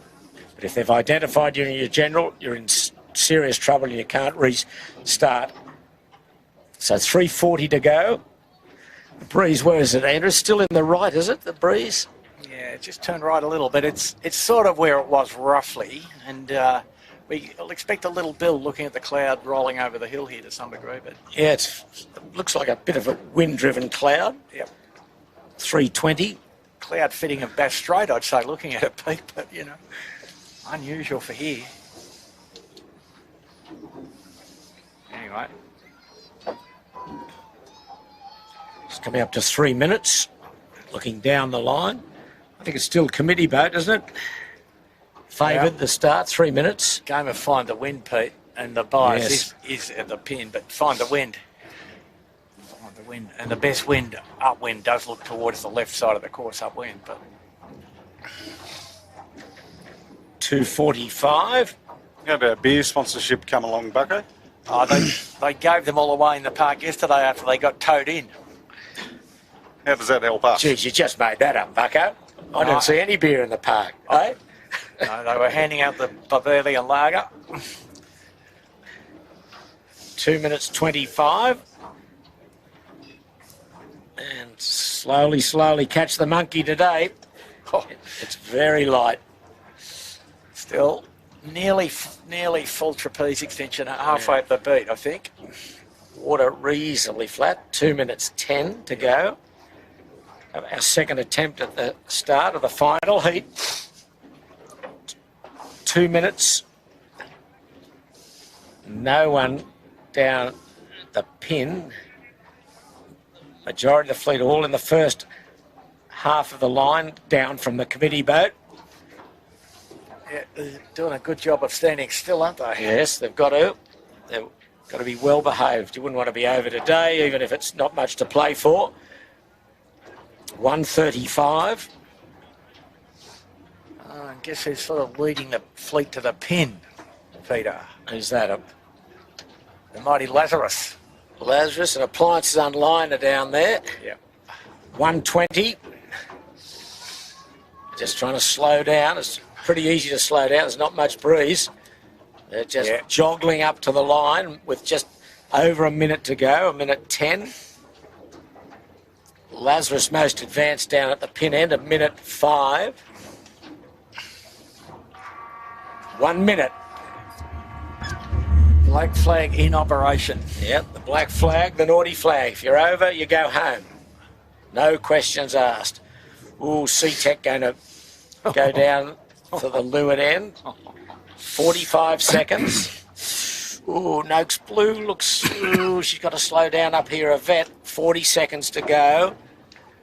Ooh. Yep. She has to stop She's in a bit of trouble, Noakes Blue here. That's her, the most forward of this group. Andrew's got to hang back. 25 seconds. The Danes are in there in bloody Viking. Oh, don't tell me Andrew's going to be over. Lazarus is trying to create some room down the end. Can't do it. It's the hull. It's not the bowsprit. It's the hull. That's 10 seconds. 9, 8, 7, 6, 5, 4, 3, 2, They're away. Wow. Well, Andu was clean. There may have been one boat down that may have been a little close, but we will try and get that identified. They may let us know from the committee boat. But we're away in the final heat in very light air, southeasterly breeze. Down at the pins, appliances online, 18-footer bar restaurant, Balmain Slake. And Andu just repeating their old playbook. Yes. Windward end. Windward end, tack quickly and get to the right. They're the only boat that have tacked so far. And that's the game. They played it very safe, as usual, timed it to perfection at the weather end, and the champion is off and running. Smeg's tacked in no wind. You can just see him bobbing up and down. Well, here. he got his jibber back. The bat was caught on the rig, so that wasn't quite right, was it? And Andu's away. Only boat he and Tech 2 to have tacked, Smeg to have tacked. Others are off towards Nielsen Park. So it does look more pressure to the right. Andu using about 60% of their riding moment, so probably about 6 knots of wind where they are. Boat still across the starting line here. Birkenhead got really chicken winged up. There's Royal Oak and Yandu not in great shape. And Tech 2 is in the third row. Okay, but Pete, let's find Noakes and Rag. Well, it's way left this breeze. Yes. Way left for the boats that have gone left. It could be a good sign for those down there. Appliances online. Balmain Slake. Yep. So Bumpy water. Rag and Black Swan. Short Partners started pretty well too. They've got pressure and it's left. And there's Noakes Blue. There's Lazarus. There's Noakes just tacked now. Yeah. She's back a bit. But in good pressure, Pete. In nice left-hand pressure. But a ferry outgoing towards Manly. Going to come and join the party. Yes, it's not a party they want to join in, really, for the 18-footers. But the group that's gone left is starting to bail out now. And leading that group is Balmain Slake. He's really got some pedal down there. His light crew might be a good thing today, Peter. Finport doing a nice job. Keegan York. And they've been proven pretty fast in the big rig conditions, so let's see. Good day yesterday. Good day the day before. Manly Ferry just about to so they're going to split them here. Ilvay is going to... Okay, there's Balmain, Noakes Youth. Andu has come back. Oh, Ilvay's going to be cross the ferry, is he just? No, the ferry's ducking and weaving. The ferry's ferry's a really Burrowang's nice making split. things interesting So for him. thank you. He's tacked in the bow of the ferry. The ferry will go behind Burrowang, I think. There's a Nice job. group Thank that are you, going Mr. hard Ferry. left into Nielsen Park. You'll see them in a moment. Balmain Slake leads that group. Finport's behind them. And there's Andu. He's come back. He went up to sort of towards Bradley's head, and he will cross Noakes. He's strong again. Surprise, surprise from Andu. There's Noakes Youth. You can see Andu going away on starboard. But I think Ilvay will cross him, Pete. Balmain Slate leads. Balmain Slake, says Andrew. Not 100% sure on No, that. I didn't make Not with any- conviction. No Not with conviction on that statement. Right. But he's well positioned. He's certainly leading the group that went left. Nielsen Park in the background. They're just looking for this left hand around Steel Point. He looks nice and high, Balmain. Finport in the mix. Finport also highly competitive. Yeah, I think Balmain Slake, if he's not first, he's going to be in the top 2 or 3, as is Finport. Very light. What do we got? 6 knots at best. Nearly 3 strings. 3 strings for the lighter crew. So Balmain, Keegan looking for pressure on Finport. yeah, but just about 3 strings. With the rig fully deepened. There's Finport. No, I think Andu is going to cross them again. Dear, dear. Oh, we had to give Balmain Slake a chance, didn't we? Yeah, well, just what do you say? Yeah, Look at this Bruce Andu. just gone back to the right enough to knocked the Port Tackers down.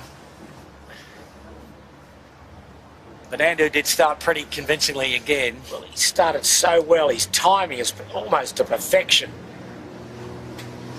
And he starts so well right at the committee boat. He can really dictate from where he wants to go then. He normally gets out to the right quickly. Finport's tacked and will cross back ahead of Appliances Online. There's Jordan Gertis up high in Fisher Paykel. Balmain Slate probably second, but there's some boats that have gone hard right. Way up into the right is Smeg. So it'll be interesting to see where he comes out. But anyway, we're on this group that have gone up the middle or to the left. Well, Pete, it does look as if the wind probably is a little better here than further towards the city, which is what you'd imagine might happen with this onshore flow, you know, the lowest part of the land here behind Rose Bay. Way in the distance, see boats on starboard coming in, which will go to the right-hand side of Shark Island looking upwind. That group's led by Tech 2, and I think it's Smeg. It's a big barge in the middle of the harbour. Yeah, and they weren't great off the start line, either of those two, I don't think. No, Smeg definitely wasn't, but they look quite strong. But we'll come back to them in a moment. You can see them way in the distance. The two leaders up there are Smeg and Tech 2 in that group. Andu coming down to the left of the island. He's going right in towards the Milk Beach area of Vaucluse. And here's the champion. There's Finport, just about to tack. Looking for the nice left-hander coming along the shore. Bryce Edwards, Phil Marshall with Keegan York, the skipper. High left with pressure. Well, that's what he's looking for. Just going to cross, is he? Yep. Yes, Andu. Or not? No. He's behind. Just gone behind Lazarus. So, good, easy, full pressure, Pete. That's the young boys on Lazarus, not Marcus Ashley Jones. Oh, Fisher Paykel got a bit chicken winged up there. He was the highest left, and now he's really behind the bunch. Anyway, we're on Lazarus. That's the youth team. So Capital Developments, that one.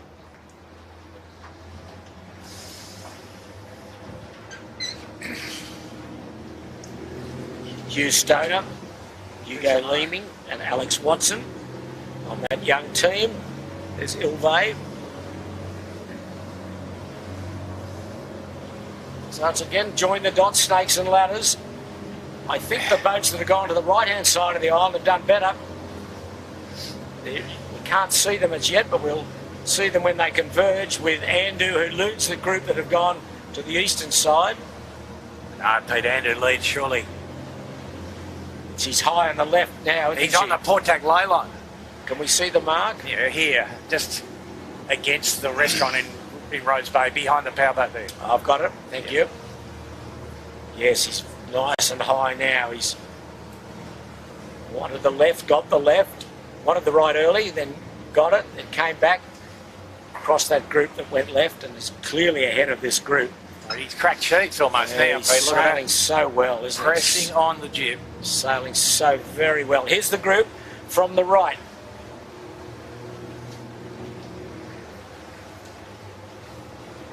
Bree's got so far left now, they can't be any good. Tech 2, the highest left, then Smeg.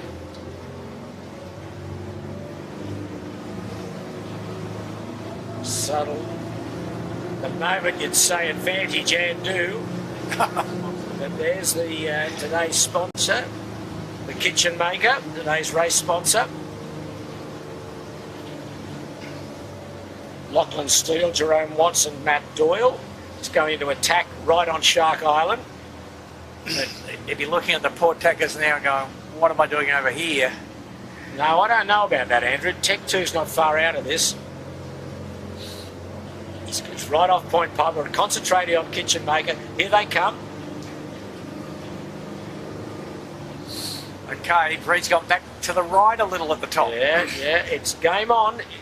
It's probably Andu leads, but not by much, if at all. Noakes is the closest there to... No, Pete, Shark Island, and then behind him is the Royal Oak, and right up on the eastern side of Point Piper's Smeg. But no, here's the convergence between left and right. Gee whiz. Tech 2 and Andu. Andu across. Just. So that's a big comeback from Tech 2 because they were in the third row. So you'd have to say that probably the right may have been just a whisker favoured, but nonetheless, we've got a race on our hands once again, and surprise, surprise, Andu leads. I mean, that's the correct conclusion to draw.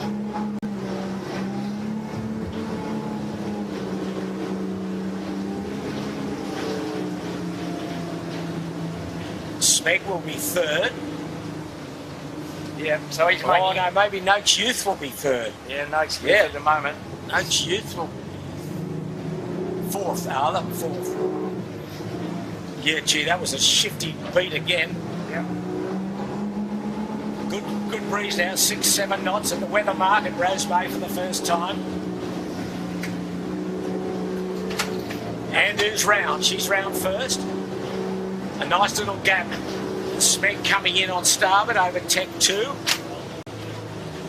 There's Andu, she's around. And a nice little gap of about 20 seconds to Tech 2. Smeg next. And then a fair gap to fourth. Tech 2 around.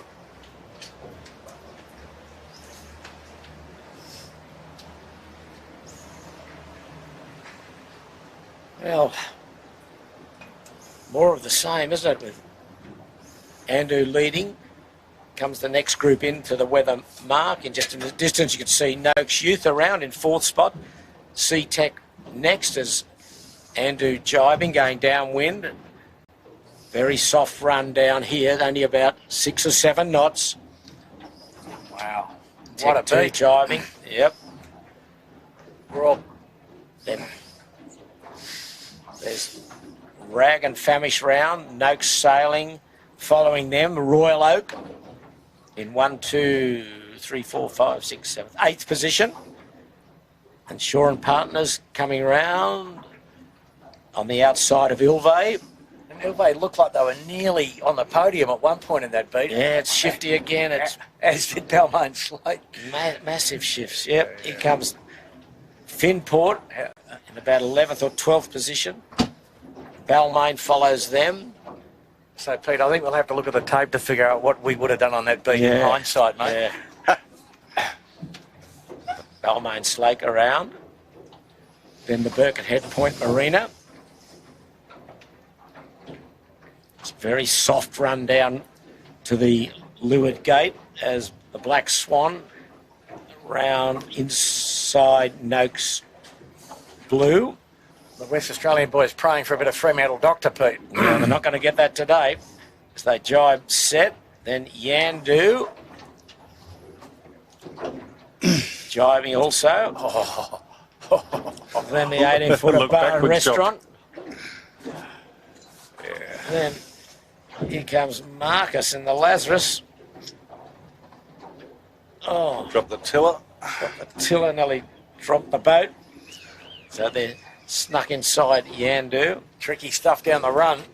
What would you do, Pete? Oh, I think I'd go right. Not too many jibes. Okay, Burrawang next. Just looking downwind, the guys that have gone towards Nelson Park are in that same header that was there as a lift on port upwind. Bloody Vikings around. Rather suspect that any time you spend on port up the top here might be a bit wasted going downwind, but Yeah. Well and truly right, Bucko. yeah. Lazarus developments. Around Fisher Paykel round. She's deep today. Kitchen Maker. And then I think bringing up the rear will be Appliances Online. Yep. Team of Alex Marinelli, Darcy McCracken and Tyler Greavy. They're around. And it's a very slow run down to the gate. Not much breeze at all. Big jibey angles. Well, Pete, the jibe angle's probably about 90 degrees, but you can see the crew's going downwind using Some of them 2/3, some of them nearly 90% of their riding moment, some of them 100%. So they're thinking there's enough wind to, you know, not get their parent too far forward. It's the kitchen maker. He's got 3 strings. Yep, just 3 strings. Just. Lazarus Developments. Under him is one man in. There's a few heading puffs coming down as we're looking at the fleet. Quite a slow run comparative to previous days racing in this light air. So they go down to the gate, up to the final weather mark, and then a run to the finish for the final heat. So Pete, surprise, surprise, look who's on screen now. The 2 boats fighting for 3-4. Yes, Noakes got to put a lot of boats between them and Rag and Famish. And there's 3rd and 4th on the point score. And Noakes has got to put about 7 boats between the 2 of them and beat the Rag, but it doesn't look likely. It was always a big mission for Sean this week to do that. So a lot of zigging and zagging downwind.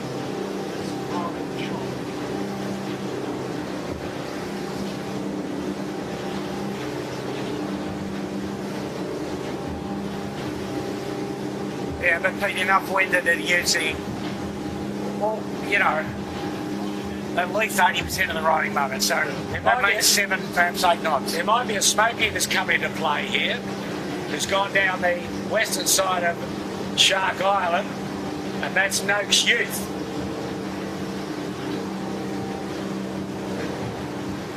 Just seen right off Bradley's head the blue spinnaker. Noakes Blue, is it? No, it's Noakes Youth. Noakes Youth. Noakes Youth. No, you're right. He was well positioned, but he's certainly hasn't lost anything by doing that. No. He's across Tech 2. Yeah, and there might just be some compression against the headland at Bradley's, perhaps. And Rag and Famish has caught right up to Andu. There he is, Noakes Youth. Yep. He's got it's still very tight, but he's certainly improved his position on the water. It's light, but there's a bit more breeze now, probably 7 or 8 knots. It could compress the fleet again.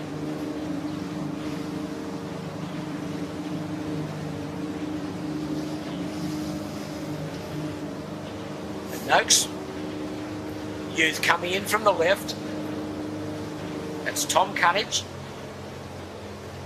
Finn Sprott and Harry Smith. Right, almost bow to bow with Andu here. It's very close, Pete. Well, that's a great effort. Yep. Hold your nerve, boys. Yeah, just hold their nerve. No, they're not holding their nerve now. No, They get a bit blinking. wobbly. Put the bow up, have a dig at them. Have a piece of them. No, they're Bit of respect, I Andu's think. across. Andu's going to cross. And not by much. No, not by much. Not by much at all. You might have to Andu's got jibe, a jibe. Andu. Andu's got a jibe. Wow. Good job. Good job. But, Pete, here's the thing. They're nearly at the Tom. bottom. So she's Yeah. just a jibe drop. Yeah, so there's got a bit of pressure on Noakes Youth, but they're going to go to the left-hand mark, I think. Yeah, they will be second. Yandu, And Ando looking pretty... Andu, looking a bit untidy for once. probably a little hungover, but anyway, that's all right. They deserve to be. So they lead. Noakes Youth, if they can get the spinnaker down, they've gone to the right, left-hand mark, and there looks more wind to the right-hand mark, unfortunately, where Sevy's gone on the Andu. Rag and Famish will be third. There's Noakes Youth around. Okay, sheet on. Okay, bit of pressure there. There's Tech 2 going around right behind them. So Tech 2 a third. Rag and Famish fourth. Smeg fifth. So they drop back a few. And then Noakes Sailing will be pretty close to the money as well. Yeah. Pretty tidy work on the Tech 2, Jimmy. A 1 boat length kite drop. Oh, Noakes Sailing coming in here. Not much pressure. Breeze down again here at this gate. Nah, but just got his flow detached, Pete. You know, Yeah. can't drop in this stuff without apparent wind, you know. I think I'm going to cheer on the Noakes Youth team. Well, they can we get up. all What would do be you reckon? wonderful. Terrific. Be great.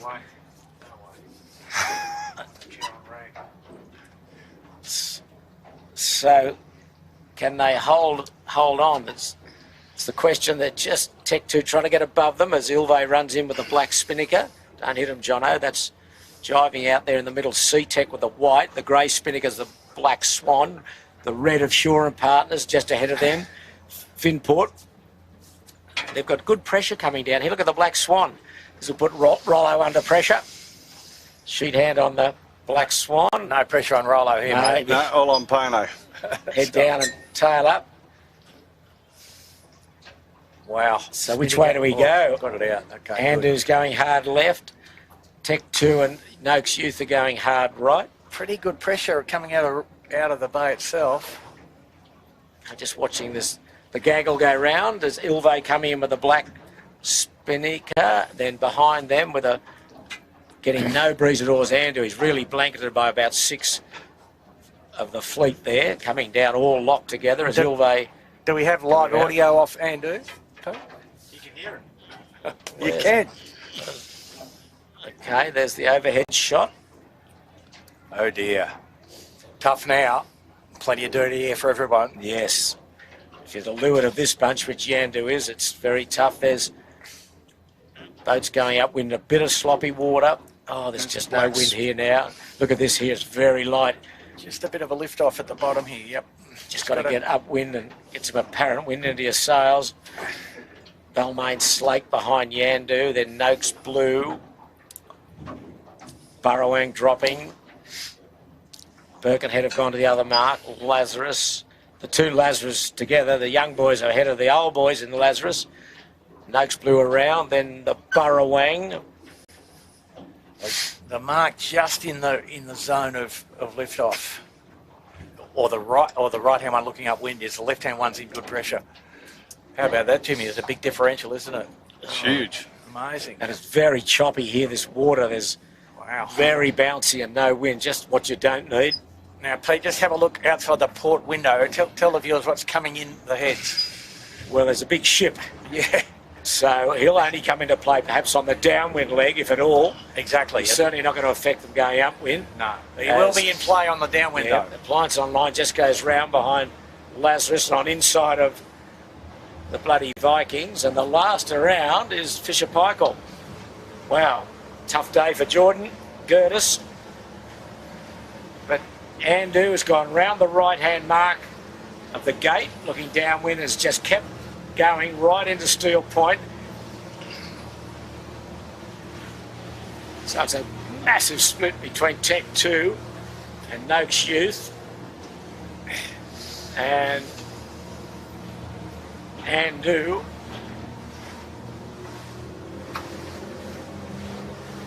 I mean, there, Andu's off Steel Point, Tech 2 and Noakes Youth are right down near Clark Island. You couldn't get a bigger split if you tried. No, and There's Andu on screen, Shippo. Yeah, there's Steel Point in the background, Andu.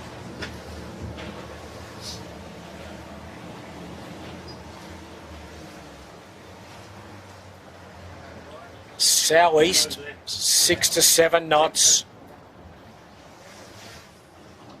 just enough here for full pressure, Pete. Yeah, just. So perhaps 8, yeah. Yeah, it's just.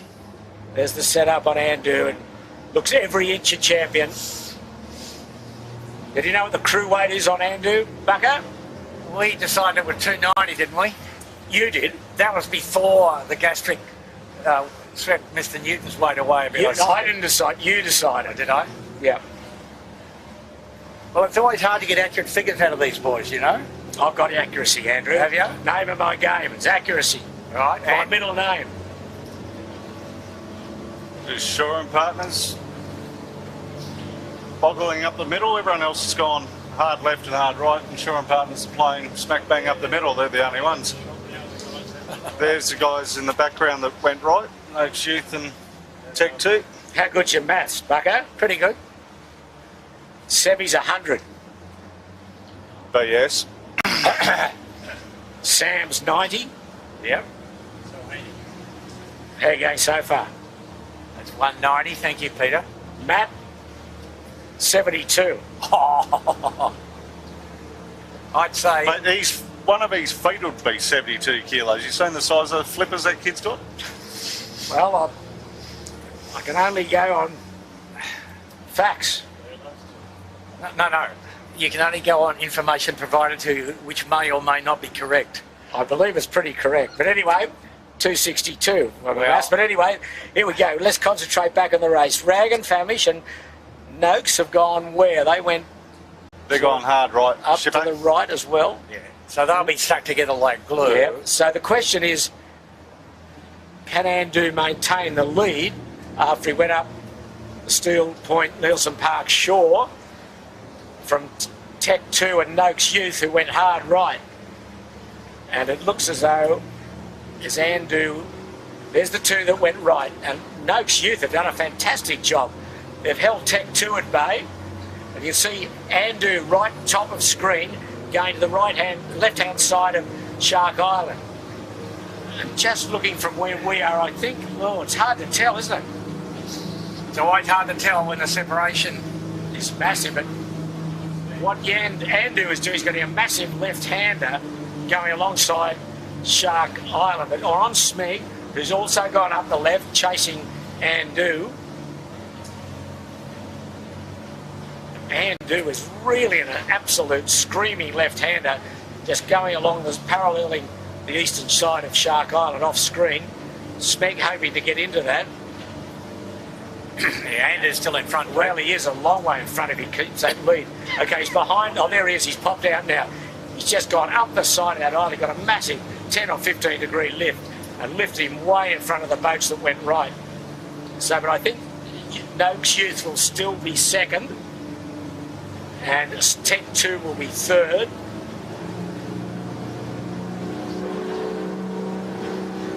Wow, he got that right again, Andu. Absolutely perfection. A beautiful lift along the island. He'll get out into the stream here. He'll probably get his header to go back onto starboard, and he's clearly ahead of Noakes Youth. He's still in the lift. He'd be loving this. Look at this. Oh, he'll go to the low line, won't he, Pete? Well, you'd think so. He's not going to tack off that. No. The boats that went to the other side of the island are coming back on such a poor one, they've got to go back and match him on starboard, on port. On port. It just gives a bit of main sheet. This will be very relaxed sailing. Your title's in the bag, and you're just out for an absolute Sunday jolly. That's the distance. Dead soft rig settings, nice bit of head stay sag. Yeah, nice powerful mainsail now. Yeah, he's all the way to the ley line, not far off it. Another 30 seconds on board. Just having a look around. They can even sail, Dusty. Yeah, they're a long way ahead. And really, this puts the icing on the cake for them. Sebby, just have a look at the ley line. Can't be far off. He's got a ferry coming out of Rose Bay, which is the only problem on the horizon. There's the tack of the champions.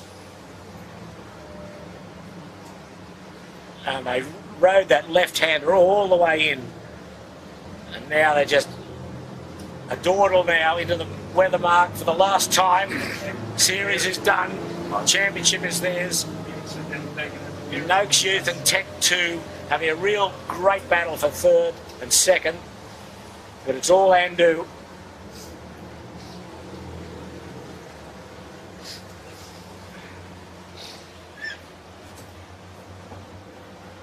Yeah. And I did talk with Sam Newton earlier, Pete. He's back to full health from being exceptionally unwell on course yesterday. Gee, they did a mighty job for a guy that was unwell, but it's great to know that he's in full fitness. So there's the mark coming into play. Almost around. There they go. The run to the finish. The victory lap certainly taking place now. Sebby just having a look at where's the best puff. A Great win, set. as to be expected. A big gap then to second and third, then a huge gap to fourth. They just picked that like an absolute blinder going up that beat. No one else got that left-hander. Now look what happened to Smeg, Pete, downwind of us now. Yeah, the rich got absolutely richer there, which was absolutely Andu. And what a great performance from Noakes Youth, coming in second spot. They certainly will either hold second or third, but they're a long way ahead of the fourth place. But all eyes now on the champion.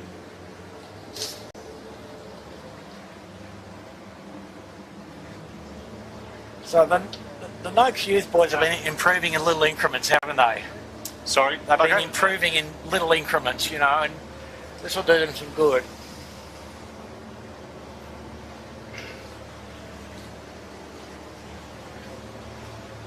Yeah, they've had a couple of wobbles. The scorecard reads 18-9-9, 13-20, 13-20, 13. But today they'll be either, you'd say, second or third, clearly. I don't think they're going to run down the champion. Don't forget, they only got their boat like a week before the JJ's. Yeah, right. When it got handed down. So because that was Sean's boat, Sean's Noakes. That's right. Boat. Sean sailed that for the first half of the year, didn't he? Or more, really. Yeah. Right into February. Now, the only thing to play now is a huge ship coming in. It's moving very slowly into the harbour.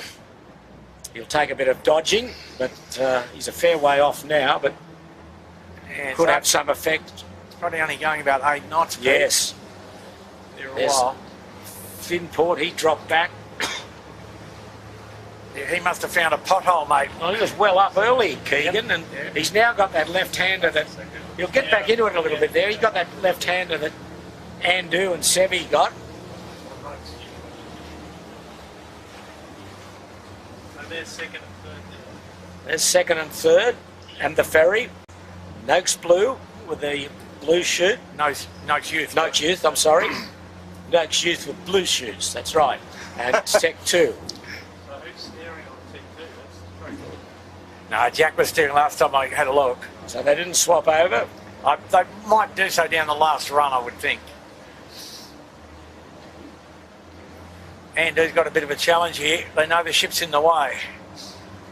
Well, probably, anyway, let's just see how light it is. Tech 2 starting to rumble down on Noakes Youth.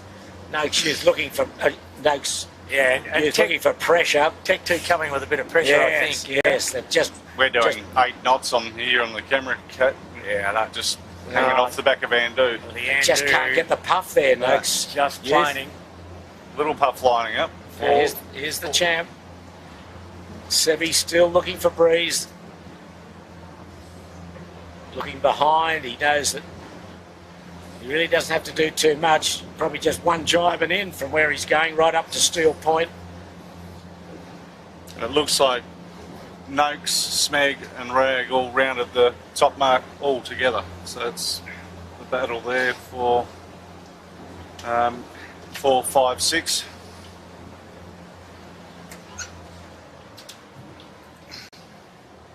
He's going to jibe shortly because Steel Point will be at his whale. He's got a little bit of a header there. There's the jibe coming up.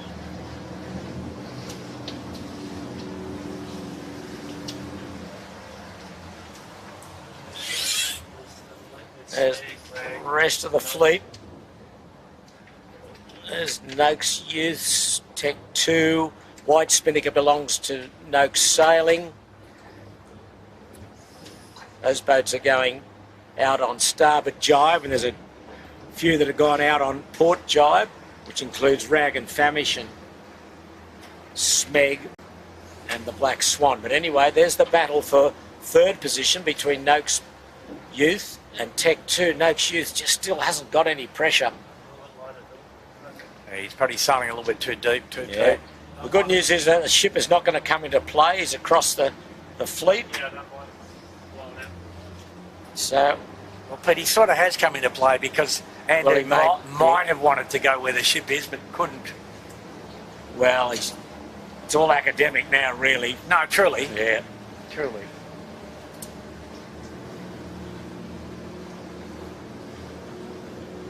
Nice captain up to the sail.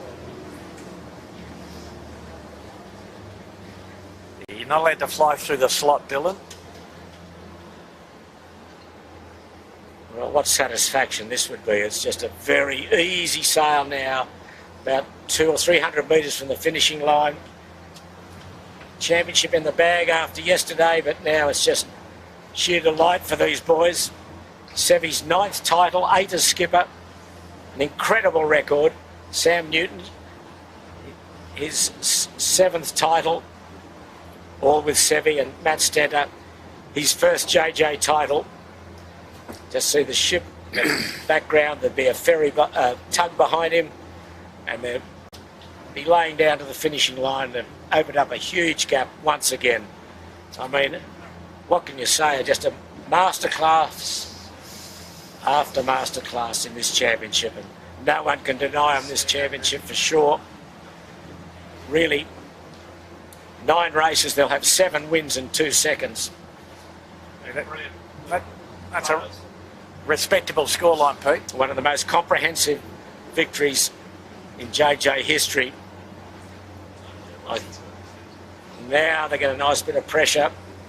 And they'll be trying to get separated from the dirty air of the golden shiner, is it, that's going in? Anyway, Matt right up the bow in front of the mast. Just probably looking at some pressure. Good downwind light air technique. Just get the wetted surface down on the main sheet in his hand there, Sam, just the spinnaker.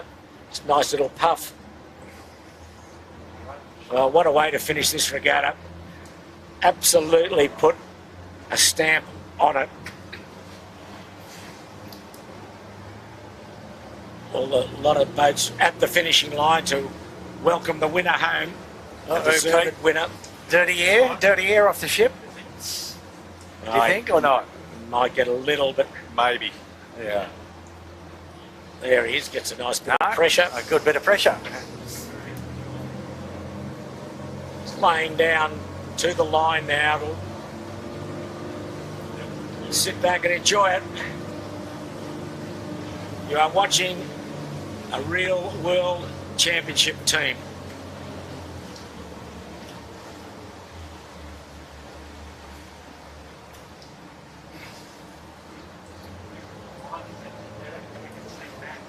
He may have won an in.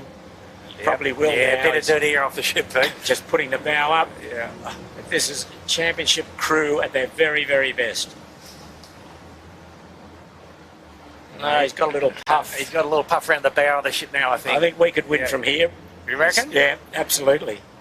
Oh, I saw that photo earlier. Yeah, Pete. it's a worry, isn't it? Actually, I probably shouldn't say that. Okay, he's got the puff now. He's about 50 metres from home. Yep, no jibing. No jibing. Andu will win the 9th race and takes the championship by dropping a 2nd place.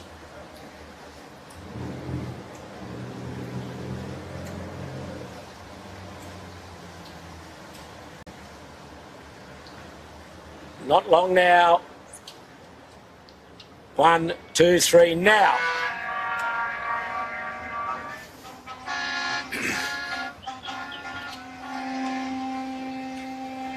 Fantastic. Wonderful. All you can say is wonderful.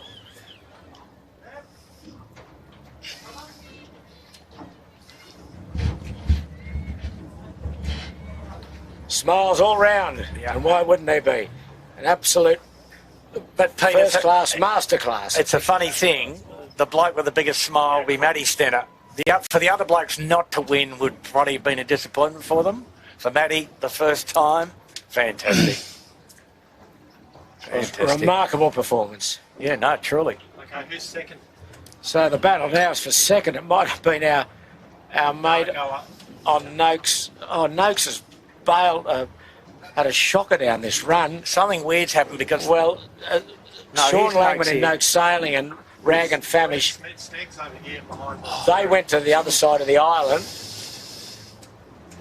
Oh. So where are we now? There's the Rag. So there's Rag and Famish and Noakes Sailing went to the western side of Shark Island on the run down. And Smeg somehow wiggled his way up the middle of the track and looks strong for, could be second. Battle is here for second. But poor old Noakes Youth, they've lost out badly. But you know the big maker, Pete? The Black Swan. The bloke from West Australia. Yeah, anyway, we're on these two boats that have got one jibing in. That's Harry Price on the rag. And better pressure nearer to the CBD now. And Noakes sailing, top of screen. This is the battle for second.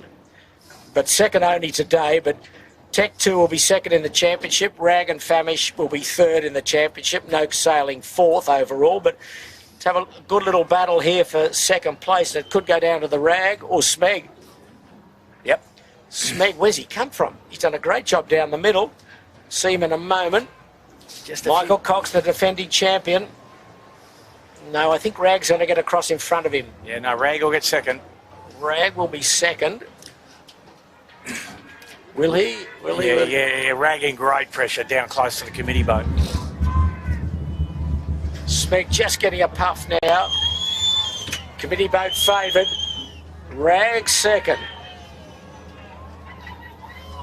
Now, Noakes sailing will get third. I think they'll beat Smeg. Yeah, Noakes will get third. Noakes third. Smeg fourth. Smeg fourth.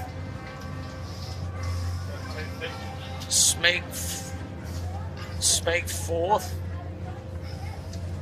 Tech 2 maybe fifth. If they don't go in the tide. Beautiful job. Tech 2, Black Swan, sixth. And poor old Noakes Youth, their best performance in the regatta. They looked as they had that second or third sewing up and they just got lost down that run. I probably put the mocker on them, Pete. Yeah, I was sort of backing them in. They kept on starboard jibe, and we saw them a couple of times, very light air, just joggling along. Noakes now, but anyway, a good effort from those boys. Absolutely. Very good effort, their best performance. And the big mover on that one, as you said, the Black Swan. Black Swan all but got on the podium. Well, they came from nowhere. Like they were And counting now- from the back at the top. Yeah, now a big gap to the next group, headed by Ilve and our Danish friends and Lazarus have wriggled their way out. I saw Yandu somewhere else. Oh, he's down here. Okay, there's Ilve. And which Lazarus is that? That's Lazarus Capital Partners, I think. That's Marcus Ashley Jones. Yep. So they'll be the next two. Boy, that was a join the dot run, that last run. Poor old Noakes Youth were the big losers there. But nonetheless, a good performance from those boys. They say some good speed at times. Had a couple of ninths and eighth in this, seventh in this race. There's Ilve jibes. John O'Witty. Wonder how his German's going. He's got one of the Germans on the sheet. Wonder how the German's going understanding Jono. That'd be the question, wouldn't it? Rather than the other way around, I think. Maybe, Pete. No, Just slowly here. So all the skiffs are hanging around now. And I'm not sure where the ribbon's going to be put up, whether it'll be put up here or in Double Bay, but the championship ribbon will be put on Andu as Ilve gently comes down. Yandu's the boat that's going to have a bit of pressure. You'll see him in a moment. I'm still on overhead with Ilve. He'll come down in 8th spot.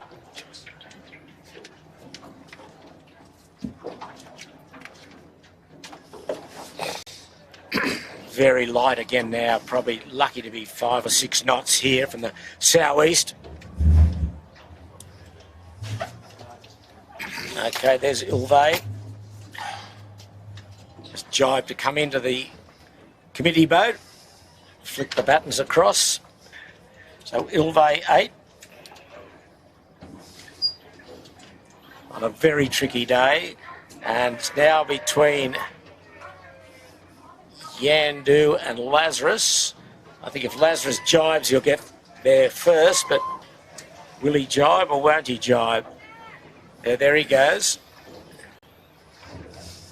I think Lazarus will just beat Yandu.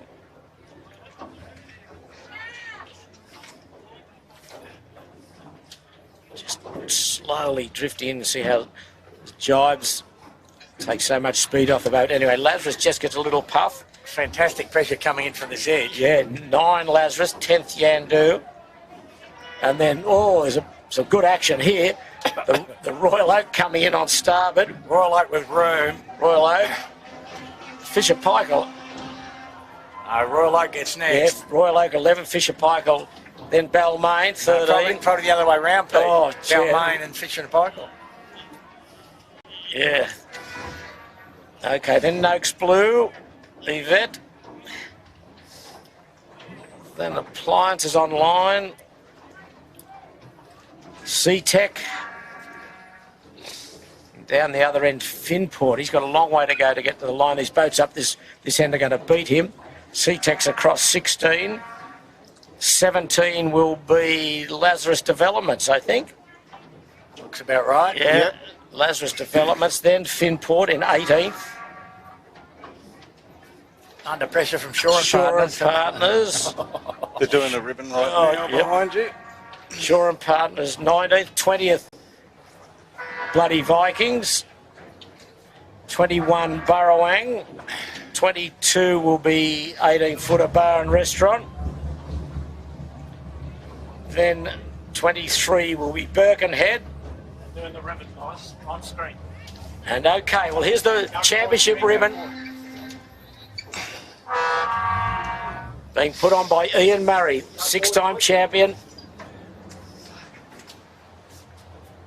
Ian's had a lot to do with this boat. Congratulating the boys there. There's Sam Newton holding the ribbon. There's the ribbon going aloft on the champion.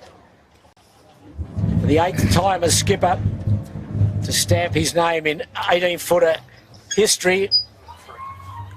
No doubt about that. And Ian Murray there, also a champion in his own right. Right in amongst the spectator fleet. A few photos that bottle of beers are going aboard. Spraying everyone with the beers.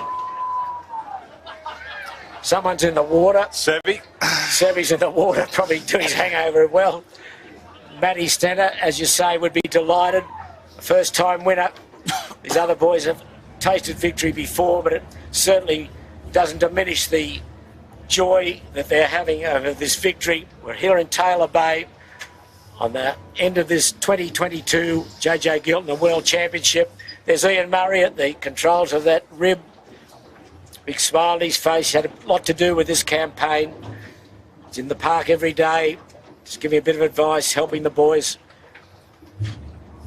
Surprisingly low key though, Pete, in some respects, I think. He's certainly been influential behind the scenes and in terms of demanding from them, high grade preparation in the fairly short time frame that they had once the crew lineup was settled. Well, Ian's that sort of guy, he doesn't impose, he just makes quiet comments. He's one of those guys that when he talks, everyone listens to him, so... Yeah, he speaks quietly and carries a big stick, I suppose. It's pretty accurate, isn't it? The red jacket at the stern is Julie Jarvin, a very proud mother. I think they're going to get towed home by the look of it. Well, they've done good work and... Well, it's just been an absolute, keep saying, a masterclass, absolutely worthy champion. There's the ribbon, you can see it aloft. And Fantastic Pete, shot. From all reports, Sam shouldn't have sailed yesterday. Well, he did, and they did a terrific job, and they can go and celebrate tonight. So let's pay tribute, I think, also to Tech 2 for runners-up in the championship. Jack's been runner-up a number of times, and, well, again, this wasn't his year, but he's not far off, and who knows, if he's back next year, maybe he can usurp the king. But at the moment, it's all Sevy and Sam and Matt. Hearty congratulations from all the fleet. I think they've been just that 1 or 2 steps above. Yeah. So Rag and Famish will finish in 3rd place overall after 2nd today.